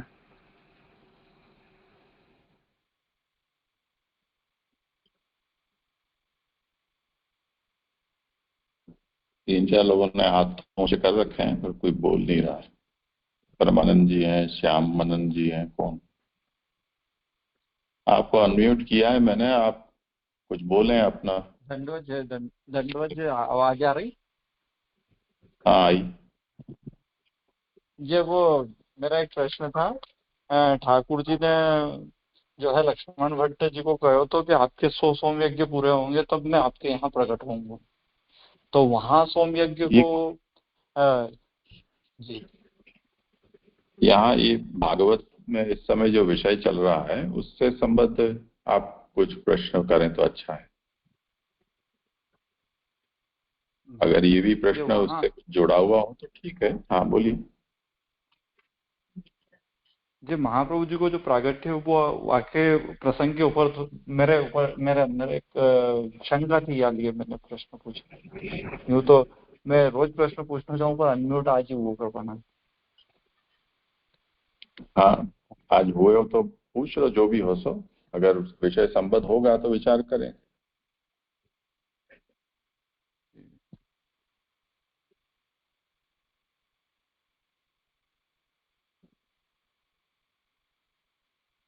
फोन म्यूट कर दिया है इन्होंने अपना। ठीक है, करें आगे। अरे तो आगे समझा रहे हैं, श्रीमद् भागवत का प्रतिपादन करने वाले ब्रह्मा नारद आदि महापुरुष होने से उनके वाक्य दुर्बोध हैं, उनका आशय यथावत समझ में नहीं आ सकता। इसलिए उनके सम्यक यानी उचित संपूर्ण बोधन के प्रकार का निर्देश करते हुए कहते हैं कि पृथ्वी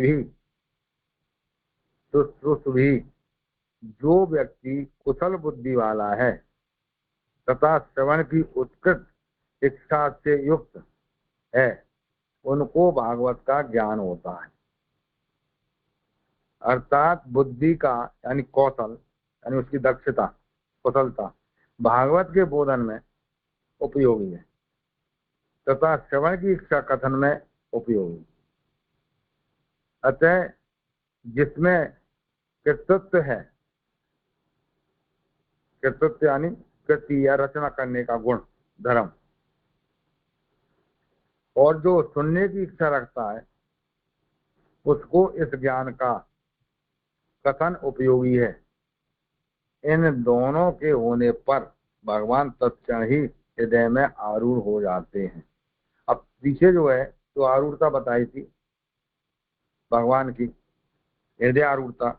यहाँ पर जो है आरूढ़ता में थोड़ा सा जैसे अलग कर दिया, थोड़ा सा संबंध उसी के अनुसार अलग नहीं है, क्योंकि भागवत दुर्बोध है। यानी ब्रह्मा नारद ऐसे महा आदि उनके बाद में महापुरुष पर आई है, उसका उनके द्वारा जो दी गई उसका भागवत का आशय अपन समझने में असमर्थ नहीं समझ सकते, उचित ज्ञान उसका होना मुश्किल है। तो आगे समझाया कि व्यक्ति यदि कुशल बुद्धि वाला है, कुशल माने उसमें दक्षता है, कुशलता है, उसमें समझने की सामर्थ्य है उसमें, और श्रवण उत्कट इच्छा से युक्त है, और श्रवण करने की इच्छा उसकी उत्कट है। कि मैं भागवत मुझे सुनना ही है, जिसकी उत्कर्ष अवस्था हुई तो वो एकाग्र चित्त से सुनेगा। जब वो एकाग्र चित्त से सुनेगा, एकाग्र मन से सुन रहा है, तब उसको यानी भागवत का ज्ञान निश्चित होगा। और एकाग्र चित्त से नहीं सुन रहा तो उसको भागवत का ज्ञान नहीं हो पाएगा। अर्थात बुद्धि कौशल भागवत के बोधन में, यानी जो उसकी बुद्धि है, उसकी कुशलता है भागवत का ज्ञान कराने में और श्रवण की इच्छा कथन में उपयोगी है। यानी पहले तो श्रवण की इच्छा होगी उसकी, श्रवण करते हुए उसको भागवत का ज्ञान हो जाएगा। जब भागवत का ज्ञान हो जाएगा, ज्ञान होते होते वो इतना बन जाएगा कि उसमें कृति यानी वो उस सुने हुए को पुनः लिख भी सकता है। लिखेगा कौन? जिसको अच्छी तरह बोध हो गया, वो उसकी रचना भी कर सकता है। और जो सुनने की इच्छा रखता है इस तरह की, उसको इस ज्ञान का, इस कथन का उपयोगी है, उसके लिए ये उपयोगी है कथन, ये ज्ञान भागवत का, जो सुनने की इच्छा रखता है उसके लिए, अन्यथा अन्य के लिए नहीं। इन दोनों के होने पर यदि ऐसा है, सुनने की उत्कृष्ट इच्छा है और कृतज्ञता है, एकाग्रता सुन रहा है, तो उसी क्षण तत्क्षण यानी भगवान उसके हृदयारूढ़ हो जाते हैं। ये यहाँ तक समझाया, बहुत अच्छा आया तुम्हें। यहाँ से इतने से जरा से किसी को समझ में नहीं आया हो तो प्रश्न पूछा।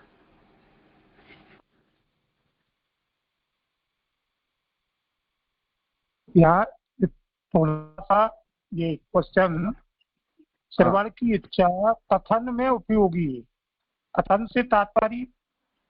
हाँ, कथन से तात्पर्य है कथन किया आपने। हाँ, कथन में हो। देखो, कथन से दो तरह का तात्पर्य होता है। यदि आपकी श्रवण की उत्कृष्ट इच्छा है तो वो जो कथन चल रहा है, क्या प्रसंग चल रहा है, क्या लीला चल रही है प्रभु की, उस लीला को समझने में उपयोगी होगा आपका। यदि आप एकाग्र मन से सुनोगे तो जो कथा में चल रहा है, श्रवण है, प्रसंग चल रहा है, प्रभु की लीला चल रही है, वो आपको, यदि आपकी ऐसी कुशल बुद्धि है, दक्ष है, तो उसको समझने में आपका उपयोगी। दूसरा ये भी आता है, यदि आपने एकाग्र मन से सुना है तो फिर आप उसको पुनः दोबारा जो है मनन करके दूसरे को भी सुना सकते हैं, उसका कथन आप भी कर सकते हैं। आप श्री ने जैसे हमको शुरू में जब हम हालत पढ़ने गए तो उसमें बताया, समझाया था कि आपको किसी ग्रंथ को सांगोपांग करना है तो पहले गुरुमुख से सुनिए, उन्हें पढ़िए और दूसरे को पढ़ाइए। पहले सुनिए, पढ़िए, फिर पढ़ाइए, तो आपको शास्त्र जो है सांगोपांग होता है। पहली बार क्लास में जब मैं गया था, जब आप श्री ने ये बताया, उसका प्रैक्टिकल किया हमने, तो जो हुआ निश्चित, और सभी लोगों ने किया है, अपन जानते हैं ऐसा होता है। तो ये कथन जो है इस तरह का मेरे हिसाब से ये आया मेरी समझ में। अब आपको संतुष्टि हुई इसमें? हाँ ठीक है। मैंने आपने लिखने का कहा था, मैंने लिखने का तो नहीं आया इसमें, क्योंकि कथन का आशय लिखने में नहीं है, कहने में है। नहीं, वो तो उसका रहता, मैं आपको बताऊं कि तत्व का मतलब रहता है कृति करना, रचना करना, गुण धर्म समझना, और उसका मतलब केवल लिखने से नहीं रहता है। लिखने का कथन, उसका मतलब ये नहीं कि मैंने लिख ही लिया। आपने सुना, दोबारा यदि आप लिख के फिर पढ़ोगे, समझोगे, तो और अच्छा समझ में आएगा। इसलिए मैंने लिखने का शब्द का उपयोग किया। आपने सुनी बात को दोबारा अपने द्वारा लिखा उसको और फिर पढ़ा, तो आपकी यानी उसको ज्यादा मेहनत हुई, आपको ज्यादा ज्ञान हुआ, ज्यादा याद हुआ आपको। इसलिए वो कथन का उसी में आ रहा समाहित है। ठीक है। यहाँ ये कहा जा रहा है कि भगवान सत्य हृदय में अवरुद्ध कब होते हैं कि जब श्रोता बुद्धिमान हो, अर्थात जो कहा जा रहा है उसको समझने की क्षमता रखता हो और श्रवण में इच्छा वाला हो, जिज्ञासु हो। ये दो गुण अगर श्रोता में होंगे तो भागवत के श्रवण से या भगवान के श्रवण से भगवान उसके हृदय में तत्क्षण ही अवरुद्ध हो जाएंगे। ये जो कृति है वो बात को समझने में वो कुशलता है बुद्धि की, वो कृति कहा जा रहा है। वो कही गई बात को समझने में उपयोगी होती है। और शुश्रूषा यानी श्रवण की इच्छा, जिज्ञासा, ये वक्ता को उसे कुछ बात कहने के लिए प्रेरित करती है। बुद्धि बहुत हो पर श्रवण इच्छा न हो तो उल्टा घड़ा है, कुछ भी डालोगे अंदर जाएगा नहीं, क्योंकि उसको इच्छा ही नहीं है। इच्छा भी बहुत है पर समझने लायक बुद्धि ही नहीं है, तब भी बात नहीं समझ में आएगी। तो इस आशय से ये दो उसके गुण बताए जा रहे हैं कि श्रोता ऐसा होना चाहिए, तब भगवान हृदय में पधारते हैं। ठीक है, ये अच्छे समझ में आया। ओके, अब आगे इसी बात को अथवा किम वा परे। एक मिनट जे इसमें वैसे प्रभु की अगर हृदय में विराजने के लिए भगवत कृपा भी तो होनी चाहिए ना, वो भी एक फैक्टर नहीं है, वो नहीं लिया इस श्लोक में जो बात की जा रही है उसकी बात है। पूरी बात तो सब जगह लेने जाएंगे तो बहुत कुछ आएगा उसमें। इस श्लोक में ये शब्दार्थ किया जा रहा है। श्लोक के जो शब्द हैं उसका क्या अर्थ है, उस कौन से तात्पर्य से वक्ता ने कृति भी और शुश्रूषु भी कहा है वो है। और जो बाकी सामान्य बातें जो होनी चाहिए उसको अपने ढंग से सोच लेनी चाहिए। जी जी।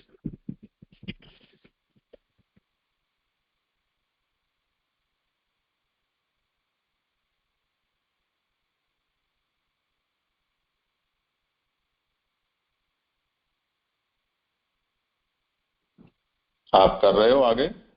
हाँ जी। अथवा क्यों वा परे, इस पंक्ति में भागवत के उत्कर्ष का कथन है, अर्थात भागवत के उत्कर्ष में अन्य अनेक हेतु हैं, उन सभी का यहाँ उल्लेख करने से कोई लाभ नहीं।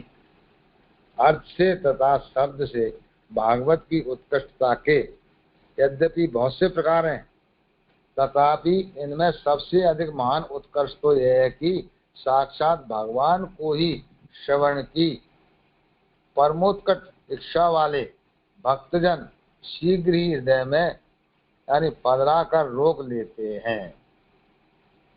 जो इस तरह के जो भक्त हैं यानी भगवान को चाहने वाले हैं, वो ही श्रवण करते हैं और भगवान को सुनते सुनते अपने हृदय में धारण कर लेते हैं।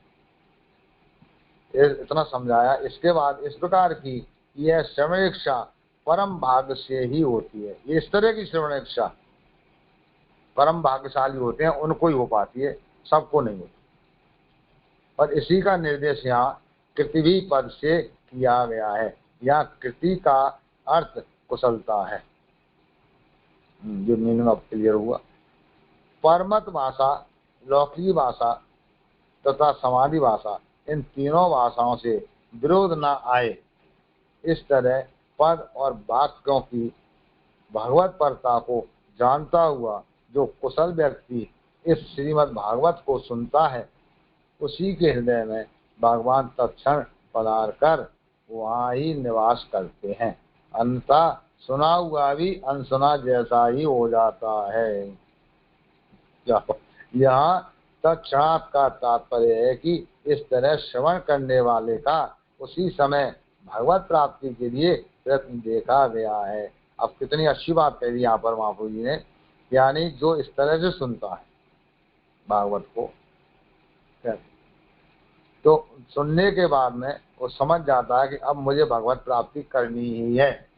भगवत प्राप्ति बिना वो रह नहीं सकता। जिसने एक बार भी भागवत को अक्षर से समझ भी लिया केवल, तो वो भगवान की भक्ति के बिना रह नहीं सकता किसी भी हालत। पर लोग आप कहते हैं कि मैंने इतनी बार भागवत पढ़ ली फिर भी क्या हो रहा है, यानी उन्होंने भागवत को अच्छी तरह से समझा ही नहीं है कि भागवत क्या करेगी। इसलिए यहाँ पर क्लियर कर दिया, उसी समय भगवत प्राप्ति के लिए प्रयत्न देखा गया। इस समस्त व्याख्यान से यह स्पष्ट होता है कि यह श्रीमद् भागवत सबसे उत्कृष्ट है। इस प्रकार यहाँ वस्तु का निर्देश हुआ। अब यहाँ पर जो है अनुबंध चतुष्टय में समझा रहे हैं, यानी प्रत्येक जो है शास्त्र या कोई विशेष ग्रंथ होते हैं, उनके प्रत्येक में अनुबंध चतुष्ट होता है। सभी लोग नहीं जानते, हमने भी पहली बार समझा है। यानी विषय क्या है, इस विषय का प्रयोजन क्या है, इसका अधिकारी कौन है और संबंध क्या है। तो विषय पूरे भागवत में विषय क्या है, ईश्वर भगवान ही विषय है इसका। इसका प्रयोजन क्या है, तापत्र का उन्मूलन, यानी तीनों प्रकार के तापों का नाश। तीनों प्रकार के ताप क्योंकि अब लंबे चौड़ी व्याख्या उसमें जाए अपन, आपसे जैसे आगे करेंगे वो देखा जाएगा। अधिकारी कौन है, सत्पुरुष।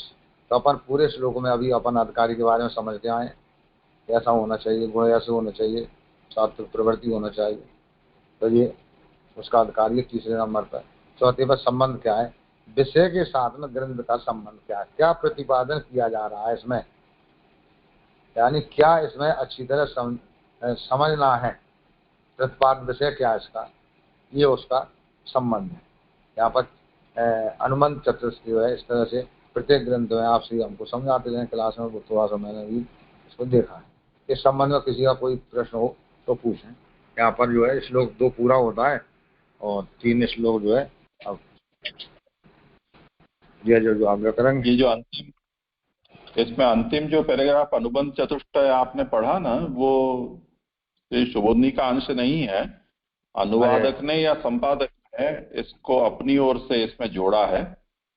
अच्छा, ऐसा समझना चाहिए इसको आप कोष्ठक में डाल देना, ये सुबोधनी का अनुवाद नहीं है। जी जी